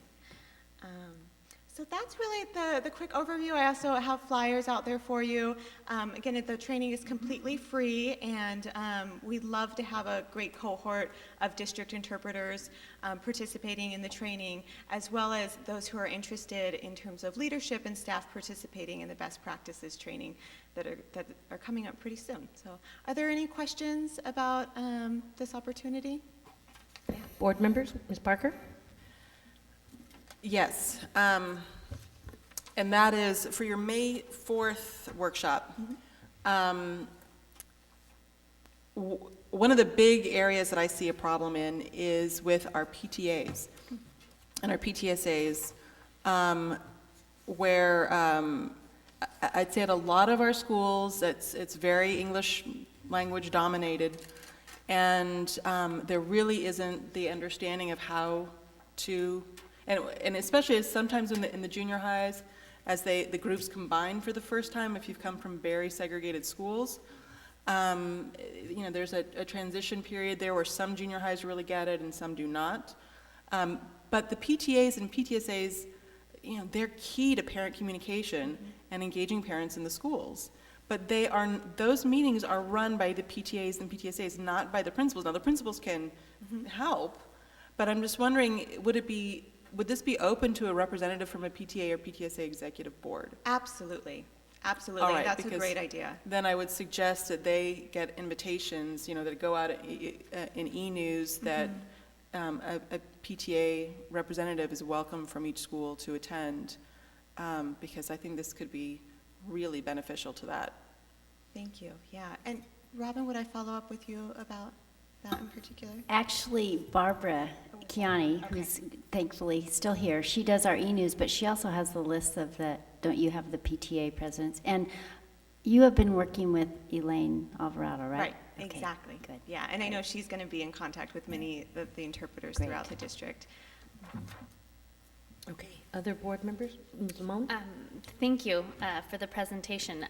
I think that this comes to us at a particularly important time. It's considering that we just read 32 pages of feedback from our constituents. And one of the big themes that, I mean, the message was felt long and hard was a disconnect between Spanish-speaking community and English-only speaking community. I would actually like to see it taken a step further and recommend that we have one person from each site at this 3 to 5 Wednesday the 4th event, because regardless of whether we're hearing it in terms of what we want in the next superintendent, it's a theme that's a big issue to the community. And it was pretty clear that it wasn't just Spanish speakers saying this. It came up way too many times for that to just be Spanish speakers. So I would like to see a recommendation that each site consider really, I mean, seriously consider sending someone, because I think that 32 pages of feedback speaks volumes. So, thank you. Okay, other board members? Thank you very much for doing this. I really think that we as a district have a lot to learn in this area, and even we as a board, in how our board meetings function, have a lot to learn. But I would like to recommend that for the PTAs, that, or PTSAs, PTOs, that it not just be one representative, because I think it's very difficult, especially if you're talking about changing the culture and the climate of the organization, to have one person go back and be able to make that really happen. So I'd like to encourage them to send a team, if they can, to participate in this. I think that's always ideal, and I just wanted, Monique, you brought up that the feedback really came from both sides, or both different groups about the need for this, and I think that's something that I really appreciate about the approach that will be presented is one that sees an interpreter or translator as not just providing a service to those who don't speak English as their first language, but somebody who's there to facilitate communication between all parties and make sure that we all really benefit from getting to hear each other and have connections with each other. And we know that those relationships are so important to the success of our schools. Great. And I would say, Simone? my personal recommendation is also not to just limit it to the A or the PTSA, to actually think about the school itself as well. And the ELAC? Yeah, so I want to make sure that the recommendation is for everybody. Yeah, and so I think that's actually directed maybe to our staff, to make sure We've got it. that people really get that. Well, just as an example, we often run IEPs in both languages. We need to have effective communication there. Thank you so much. Thank you very much. Okay, so now we are on to item F3, second reading of Administrative Regulation 5145.21, School Publications Code and revision of Administrative Regulation 5145.2, Freedom of Speech/Expression. Well, Board, this is being returned to you with some of the revisions that were talked about at our last meeting. We've also asked Joe Scholder from Griffith and Thornburg to be here as legal counsel on this, who's done some background research on it.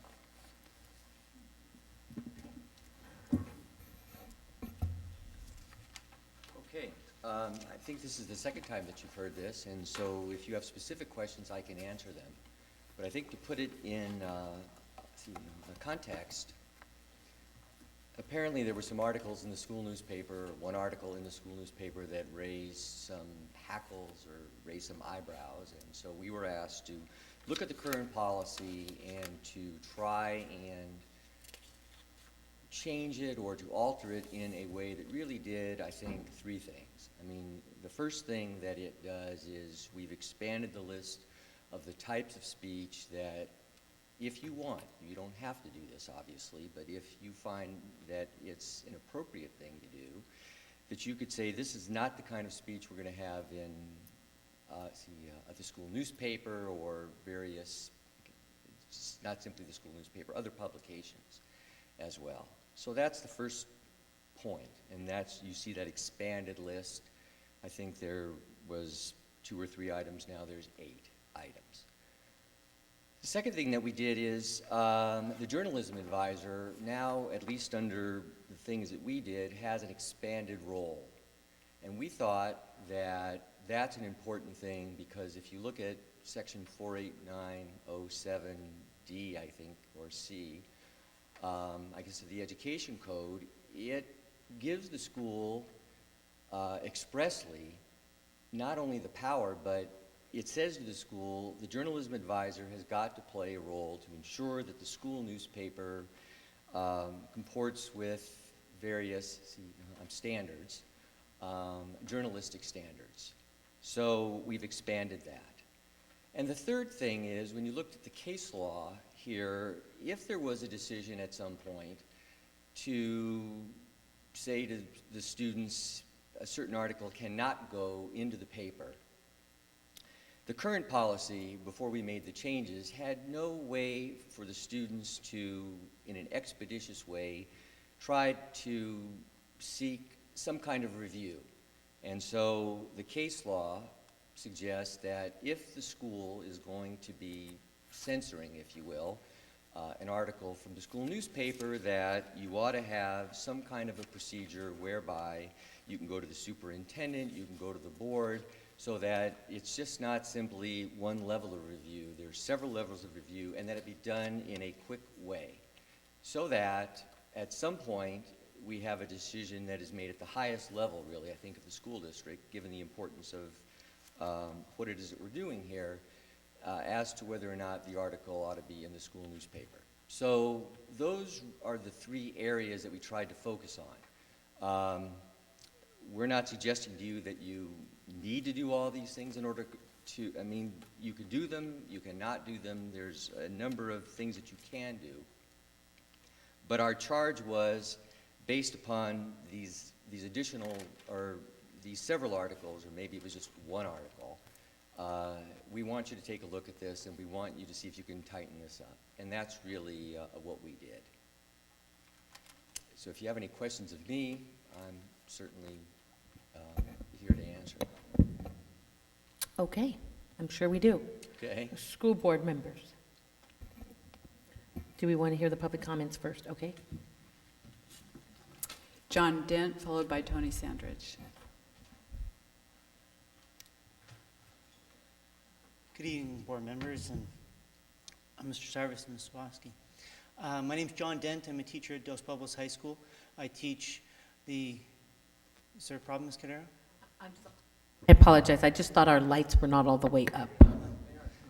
And also, Ms. Sawaski, you need to be on the timer. Oh, sorry. Please. Thank you. Thank you. I'm here tonight representing Dos Pueblos High School, and my programs, DP News, our daily news broadcast, and yearbook, as well as students and staff on the campus.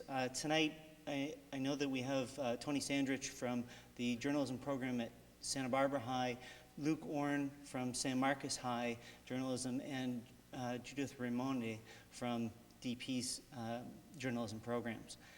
I'm here because I was concerned about the board policy being proposed, not because I don't think that something should be in place. I certainly recognize the importance for meeting Ed Code guidelines and for protecting our students and for protecting our campuses, ensuring that that students' representation and things are within guidelines and within the Constitution. And that is one of my roles as advisor that is laid out in Ed Code that explains what I am responsible for. And my concerns that came up deal specifically with three individual things. One, the addition of the idea of profanity. I believe it's number 4 in the list of 8, expression that uses profanity. There is no legal definition of profanity.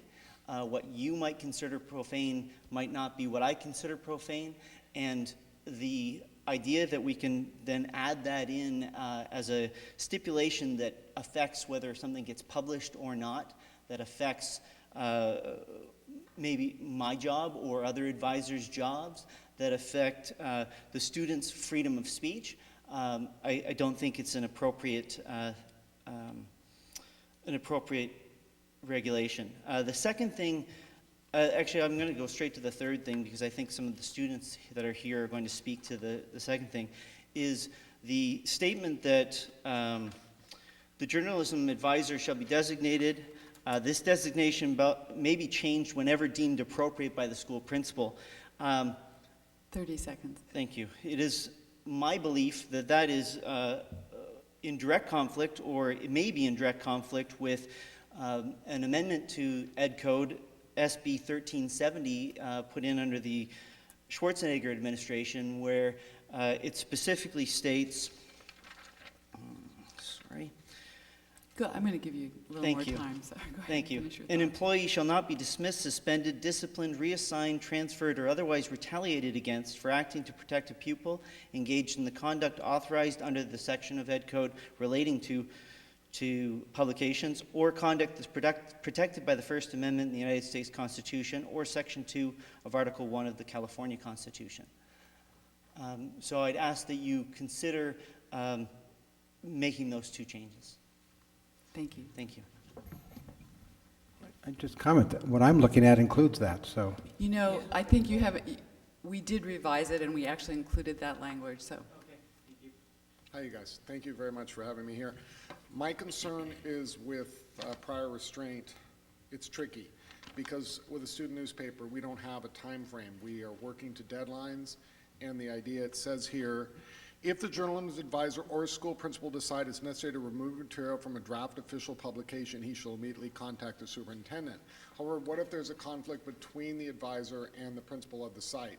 And that really isn't spelled out here. And then the question is, what would happen to the newspaper? Because if those conflicts arise, then what happens? I'm not sure I understand what this would actually occur. And I appreciate that there is an appeal to the to you guys, to the school board or the superintendent. That sounds great. But with a time-sensitive thing, because we don't give copies of our publication to anyone until we release it. So unless that's addressed, I'm not sure I understand how this is going to work. The other thing I would like to ask you about is the administrative regulations. If the principal considers material substituted for publication, I know this may not be under review, I don't know. He shall notify the student and give specific reasons why it may not be published. So when it's submitted for publication, again, does that suggest that the paper should go to the principal? Because if we're writing material that the students consider important to publish, that may deal with some issues that a principal may not want to hear, are we walking into situations where the school newspaper or students might be forced to take legal action against the district? That doesn't seem like any of us would want that. Those are my 2 concerns. Thank you.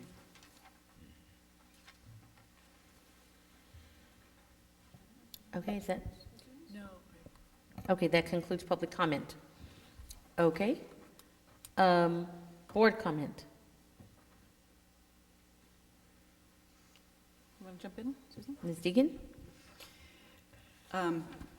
Well, as you know, this is an area that I have quite a bit of interest in, and I had some really intellectually fascinating email exchanges with Joe Scholder about this. And I think we basically agreed there is no easy answer or bright line here. I was heartened by some of his comments, and I'm going to read just something briefly that he sent to me because it summarizes in a lot of ways where I come down, where he basically said the bottom line is that a policy decision needs to be made by the board about how far they want to try to control the content of the school paper. The smallest risk is just to parrot the language of 48907, and as Susan says, hope that a voluntary policy works to ensure that the paper maintains high standards. A larger risk is to add the things that Orange County added to give the board more control over the content of the paper. So my position hasn't changed a lot since last time. I still would prefer to eliminate numbers 4 through 8 and instead rely on our teachers to provide sound and robust training in professional journalism. My biggest concern with numbers 4 through 8, and we've heard about profanity, and I think it's probably the others that are maybe harder to understand why we wouldn't want to comply with that, is that excuse me, we put administrators at risk in the position of overreaching in terms of controlling content, that they may feel that they have to do prior review, and that really could have a chilling effect on expression of free expression. And it could result in violating First Amendment rights. I mean, how, for instance, defining harassment, we would be asking our principals and our teachers, our advisors, potentially to make those kinds of determinations, and in an effort to comply, they might err on the side of being overly cautious. And so that's really one of my main concerns. I know there's a lot of protected speech that's really offensive and hurtful, and in a way we're trying to balance two impossibly opposing social goals here. One is to be civil and to treat everyone justly and fairly and not to make them suffer in any way, and the other is to make sure that everyone has the right to express themselves freely. And we certainly have seen in recent Supreme Court rulings where speech that we probably hate, for instance, picketing or protesting at military funerals, anti-gay protests, the Supreme Court decided almost unanimously that that was protected speech. So one of the adages we used to live by as advisors was you train them and then you trust them when you talk about your students. And so I'm really happy with some of the things that we added here about the pieces about the ethic codes and making sure that that's now really clear to advisors. I know they were probably already doing that, but now it's here for future advisors as well. And prior restraint could still exist in terms of the first three, obscenity, libel, and incitement, so that the review process, I think, is still important to have. Those three things are spelled out in the Ed Code already as being prohibited. So a scenario might be is if a student, and I discussed this with the Forge advisor, if a student newspaper printed or wanted to print something that the advisor suspected was libelous, and the advisor was unable to convince the student staff to not include that content, then presumably the advisor would go to the principal, who would then contact the district, and our council would weigh in. So I see that as the kind of the way the process would work, but I'm just really concerned that numbers 4 through 8, I think, put an undue pressure on the learning process, and I think that the Ed Code already does what we need it to do. Okay. Other board members? Ms. Parker? Yes, in terms of numbers 4 through 8, to me, 5 through 8 are actually not dissimilar to 1, 2, and 3 in terms of asking faculty advisors and students and administrators to make a judgment call. In a way, those ones, because they have other references to Ed Code and legal cases, I actually feel like they're strong.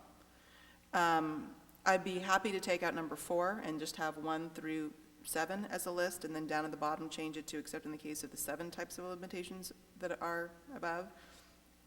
Happy with that addition about the journalism staff advisor. On the AR 5145.2, I just had a quick question. And I just don't remember looking at this piece before, because this is our existing document, isn't it? AR 5145.2 on freedom of speech and expression. I mean, there's a change to it, but this was our existing document. This was the only thing, the only piece that had anything about school publications code, and that's why it's deleted out, because we're going to create a school publication code in an AR 5145.21. So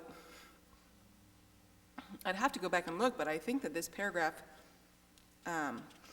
may already be have been in existing policy about if the principal considers material submitted for publication to violate Ed Code 48907.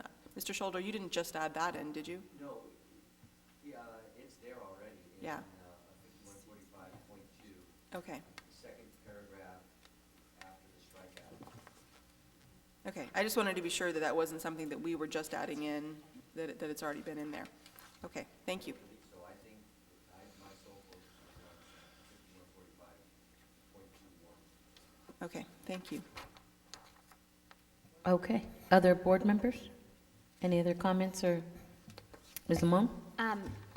You know, it's interesting because I think 1 through 8, well, really, we're talking about 4 through 8, are in some ways less problematic to me than actually figuring out what the process is here.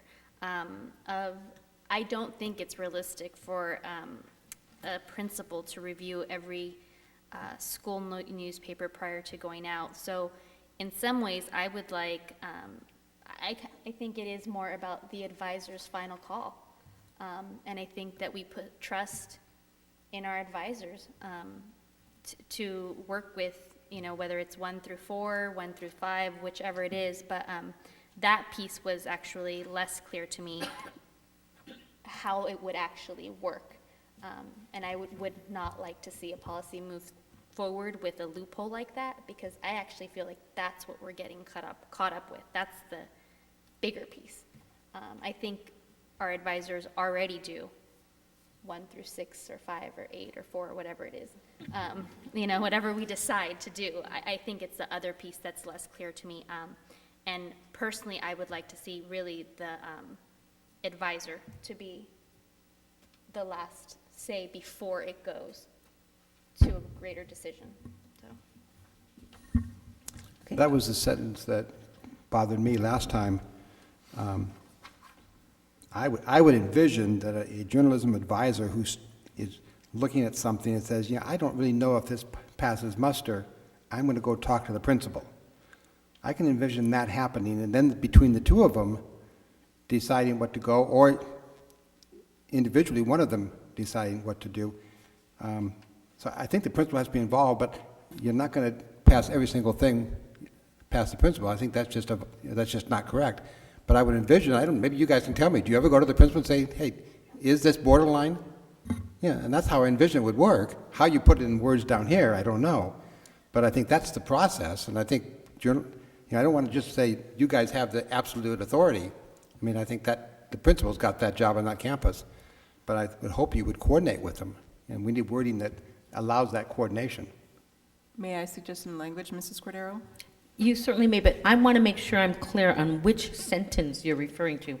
It's the last Is it section, the first paragraph of the last section? I'm looking on big page 3. Yes. Appeal of a decision to remove material. Yes, okay. That whole, That first sentence, if the journalism advisor or school principal decide. So my suggestion would be, if the journalism advisor decides it may be necessary to remove material from a draft official publication, he or she shall immediately contact the school principal and the superintendent or designee. Because I think it can't just, I think they need to be simultaneously notified so that it's a quick process. And I'm trying to think if they're, and then I think that's the only change that I would make. Is that reasonable? I'm not sure that you want that if they decide, it's if they think, or if their process is, I'm not sure. You have to allow for I'm not sure. Well, that's why I had may be necessary instead of is necessary. Okay. Right. And I would just jump in that I would think that a journalism advisor would not necessarily go to a principal for advice, but someone in the field of journalism, just like a chemistry teacher wouldn't go to the principal with questions about, issues regarding chemistry, but I mean, I understand that It in the needs to chain of go this, events, yeah. that, I'm just saying that the questions about, journalistic practice aren't necessarily answered by principals, but if there's a concern, I can understand going this pathway. Well, I would expect them to also be contacting their colleagues, but this is the the chain of events in terms of policy. So can you reread that, please? If the journalism advisor decides it may be necessary to remove material from a draft official publication, he or she shall immediately contact the school principal and the superintendent or designee.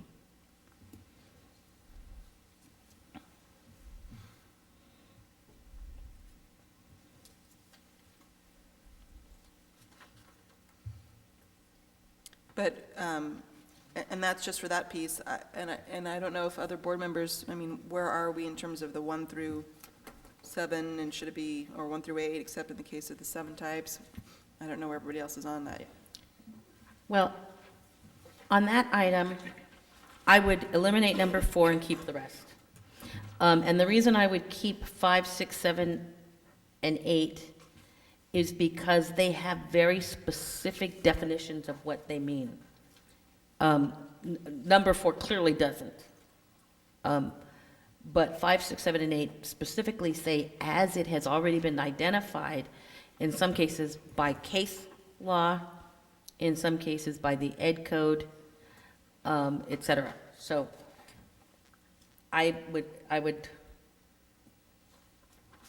keep those. But I also have a concern, more of a general concern, and that is that unlike, well, I don't really want to say unlike private publications, et cetera, but for the board anyways, we have two, I think, competing responsibilities. But I wouldn't agree that they're the ones that you identified. Because I don't feel a responsibility to make sure that people only say nice things, okay? Or that it's all civil or pleasant or something that I would like to hear. But I do feel like I have a responsibility to make sure that other students in our district are not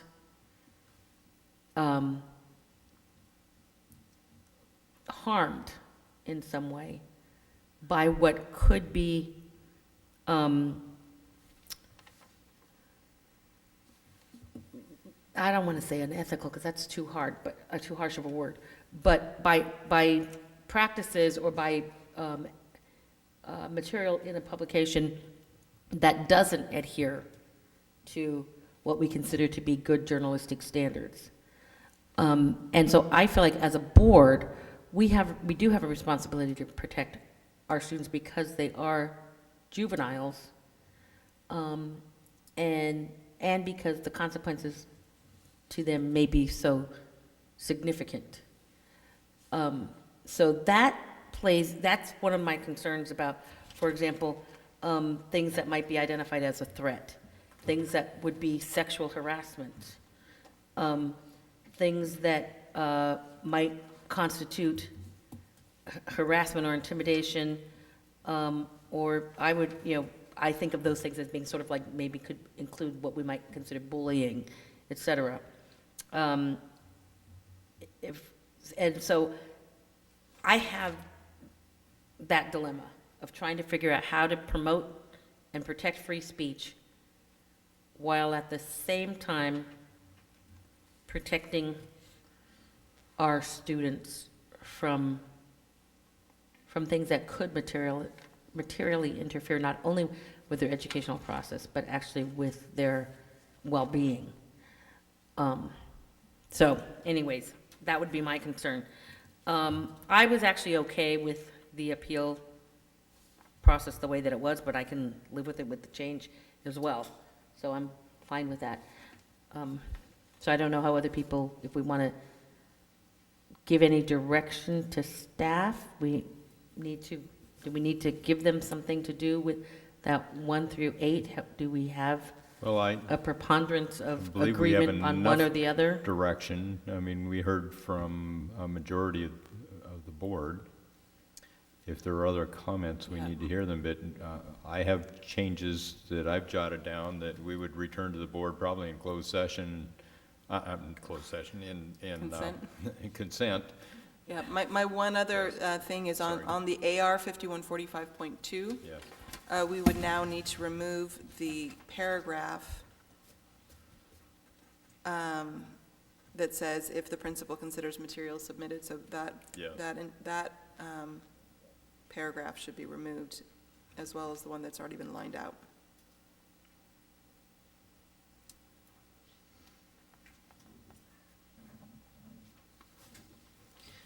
But, okay. No, I think that would be it. I'll just conclude, because I think everyone knows pretty much where I stand on this, is that I am not so certain that 5 through 8 are necessarily legally supportable. And I've seen a lot of dialogue.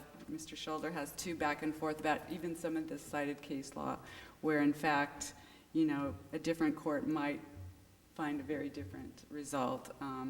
And again, my main concern is the chilling effect that providing this kind of notice will have, because I think what it'll do is it'll shut down a lot of student product that might not be problematic, but because there will be a fear that it'll cross the line, it won't happen. And so I'm just not comfortable with these.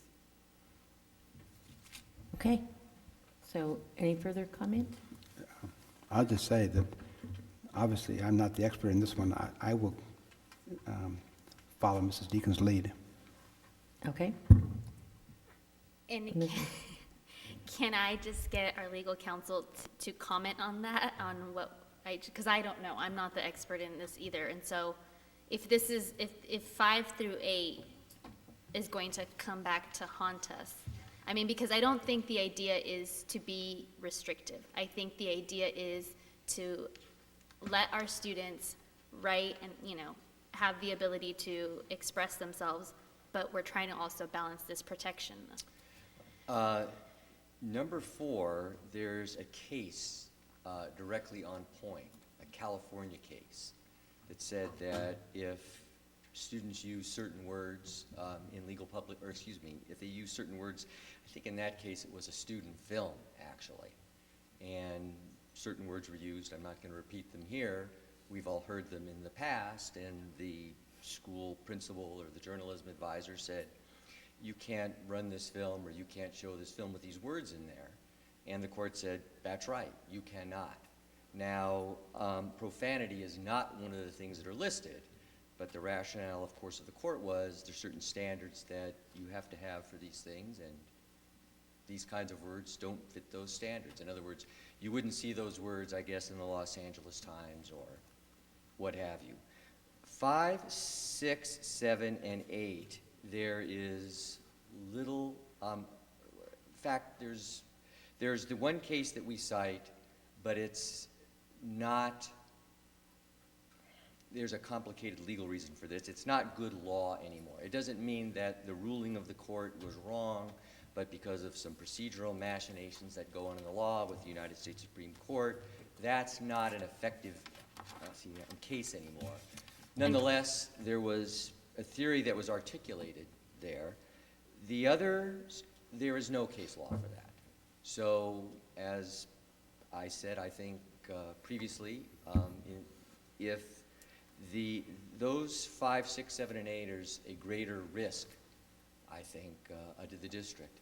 And I mean, really, at the end of the day, if you were to think about this, I mean, the kinds of things that perhaps you wouldn't want to see in the paper that would be harmful to other students.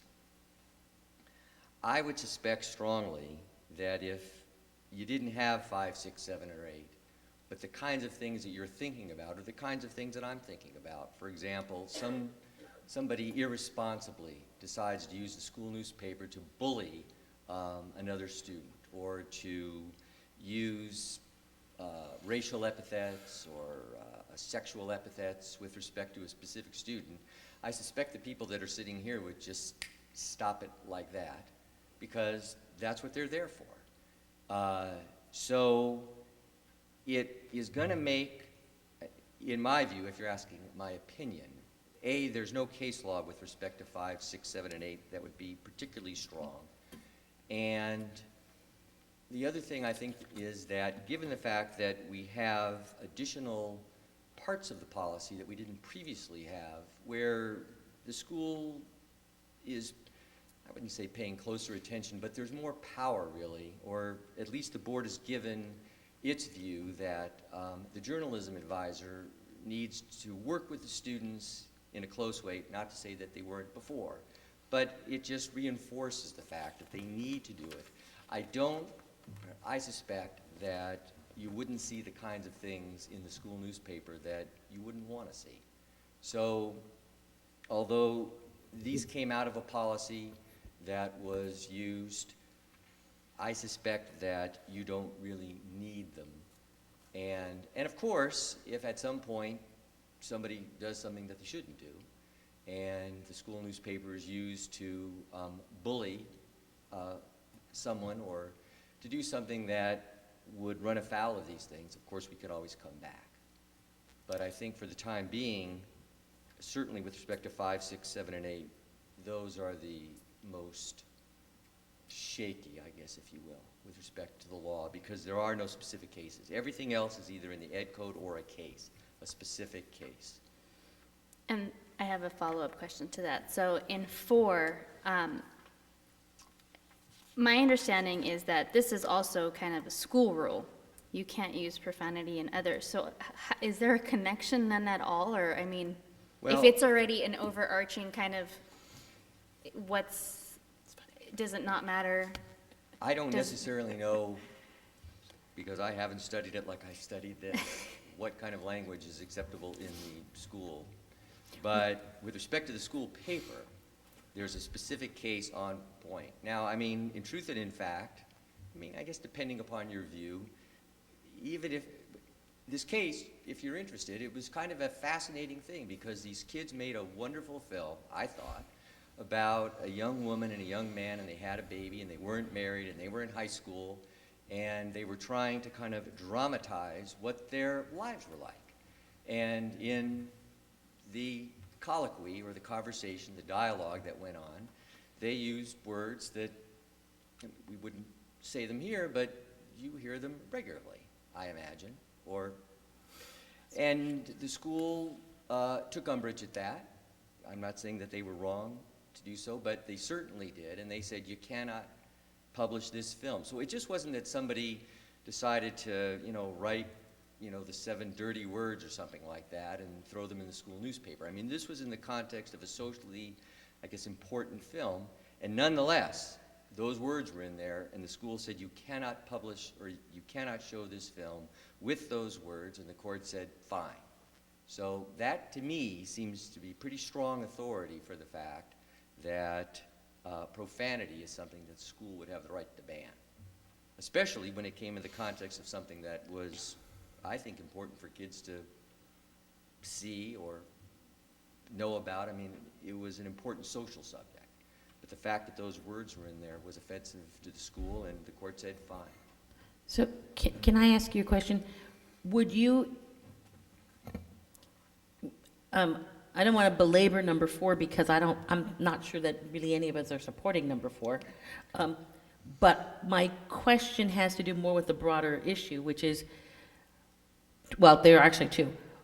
Would you then say that that case sort of said that the specific language in this case was prohibited or was able to be prohibited regardless of sort of the redeeming value of the material in which it occurred?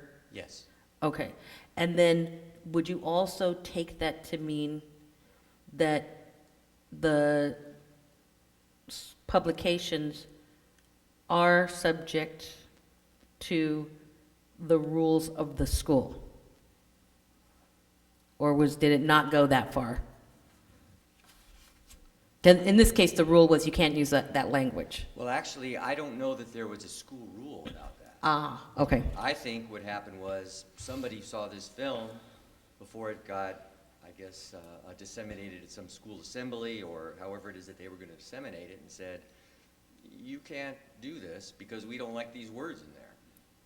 Okay, so is there any case law that you know of that identifies that publications are or are not subject to the rules that the school imposes on all students? Well, I would suspect that publications hold, that you might have general rules about what students can do and cannot do. And I would suspect, there are no cases on this, but I would suspect very strongly that given the First Amendment rights that students have, and given the provisions of 48907, that if you were to try to import general rules of conduct and say, based on those general rules of conduct, you can't do thus and so in the school paper, that would be the wrong thing to do. Okay, so this would not cover that. I mean, this ruling wasn't taken to cover that in any, really? No, the profanity case was based, I think, in part, or perhaps entirely on the fact of the standards, the journalistic standards. I think actually that you mentioned that the journalistic standards, that's something that's in 48907D, I think it is. And it says specifically that the school's got to go and enforce those standards. And the rationale of the court was, you wouldn't see these kind of words in, again, the LA Times, or although you'd certainly see them in movies, but you wouldn't see them in, the LA Times. Okay. So that was really the crux of it. Okay, thank you. Ms. Parker? Going back to 5 through 8, you said that a faculty advisor, if he or she saw a piece that a student had written that was harassing sexually or non-sexually, another student or a group of students on the campus, that he or she would stop it. But if you had a student that was particularly adamant about that being published, what grounds would the faculty advisor have to stop it if it were not in our Journalistic policy? standards. It would be the journalistic standards. Because what 48907 says is that if the journalistic standards are violated, then the school can censor the speech, in essence. And the profanity one is an excellent example. I know we keep coming back to that because that's not on the list of the things in 48907 that the school can ban. It is not. The first 3 items that we have, the libel, the slander, the obscenity, the incitement, those are the ones that are listed in 48907. Nonetheless, under the journalistic standards provision, a court, the Lopez court, said that profanity, journalistic standards, you can't have it. So anything, because we include the Society of Professional Journalists Code of Ethics and comparable high school journalism ethics codes in the journalism curriculum, because we specifically reference that, or even if we hadn't, but in our case we do. Right. Anything that it says in that code of ethics that you shouldn't do, a faculty advisor can say, no, you're not going to publish this because the ethics code says you shouldn't. I mean, I haven't read that ethics code, and so I just don't know, to be perfectly honest with you. Nonetheless, the point is that although the students have very broad rights, unlike, the rights are not, I guess, unlimited, in the sense that notwithstanding the listing of the 3 specific things that you could ban, and those are items number 1, 2, and 3, there is at least one court that has said, and it's been around for 15 years, this opinion, no one's challenged it, no one said that it's wrong, no one has questioned it, no one's criticized it. They said the journalistic standards clause gives the school district the power to ban, well, at least in that case, certain words. And I suspect strongly that if, for example, you had something that is beyond the pale, I mean, you might have students in connection with, a lot of this is context driven, and so that's what makes it very difficult. If you had a student that wanted to do a school article about bullying in the schools, and they cited specific instances of bullying, well, I don't think that there's anything that you could do about that because there's nothing wrong with that article. On the other hand, if you had some rogue student, I guess it's possible, and fact, if you look, and I have looked, you know, there's lots of lawsuits over these things all the time, either by the students on the school paper saying this shouldn't have been banned, or the subjects of the article saying we shouldn't have been in the articles and it should have been banned. So you're kind of caught in the middle, really. But if you had a rogue student who said, who wanted to just take out after somebody because they were angry with them or something, or they were a racist, or whatever they were, and they did the kinds of things that you were talking about, Ms. Cordero, I would think very strongly that the school would have the ability to ban those. Because you don't see things in the Los Angeles Times, for example, that says, you know, student X is a what have you.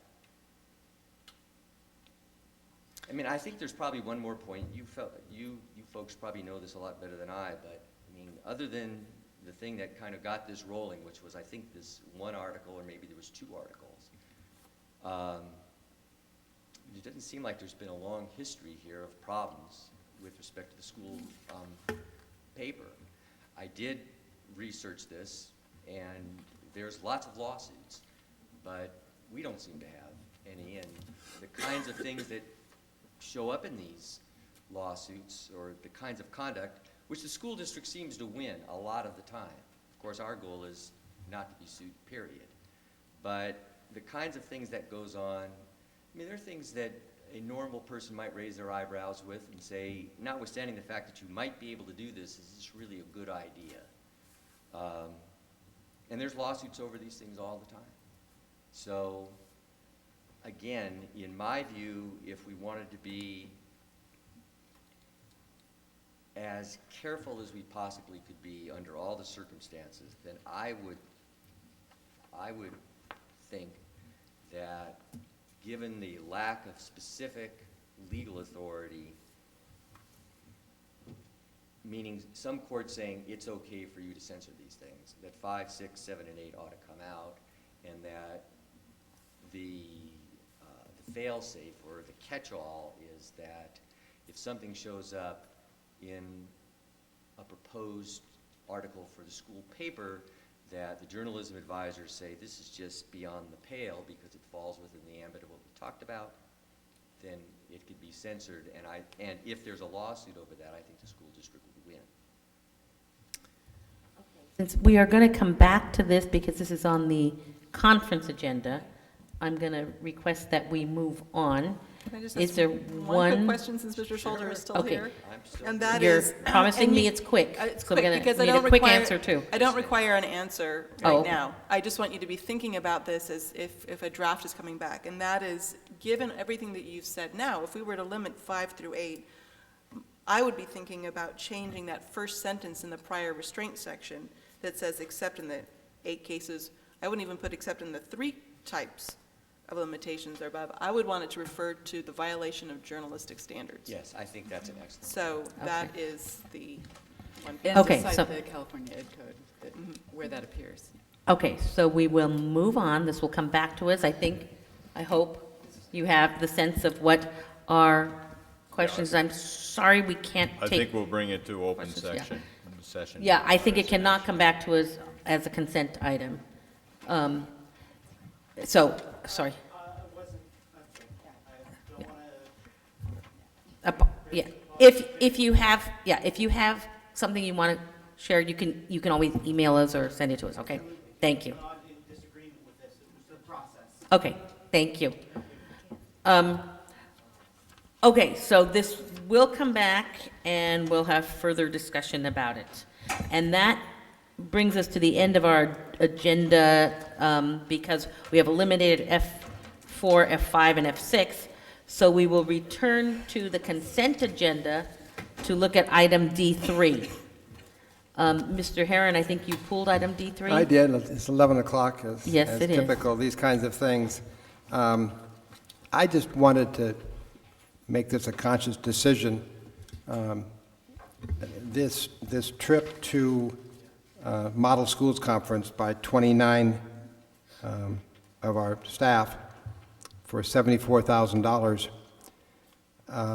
under budget constraints that we're cutting left and right. My first impression was it's a lot of money. And so then that generated a lot of questions. I did go and research the conference. I did go to a core standards session 2 days ago, or I lose track of time, maybe yesterday. And so I understand the importance of it, absolutely. And I think getting a head start.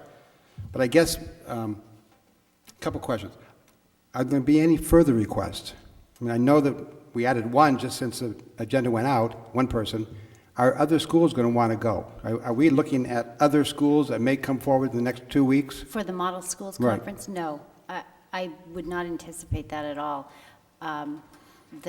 We already missed the early bird cost, and the fact that we're taking 5 or more cuts it down to just about the same. But we are making a really concerted effort to work with our purchasing department to get all of our registrations and all in. And so we've said, this is it, we have a deadline, and we just changed some names and added, what, 1 or 2? One name. Right. But, so we're not going to get another 3 schools in 2 weeks? No, absolutely not for that. I guess What I would we ask, why might- not? I mean, why aren't they going to want to go? I mean, Well, yeah, I mean, that's my question. we may get Avid, but as far as. No, I'm talking about model no. schools. Are any of these people on this list receiving RIF notices? Oh, boy. I can't imagine so, because we've made it really clear. I'll have to double check. I will double check. But we've made it very clear that we're not supporting teachers that are RIFed, unfortunately, Yeah, and so- temporary, of course. I'll have to make sure. That's a good thing to double check. Was there a discussion on, okay, we want to do this, who are the best people to go? How many from each school should we include? Or was it, hey, we're going to do this, who wants to go? And maybe you can, as part of that question, I'm sorry, Mr. Parker, did you want, I was just going to say,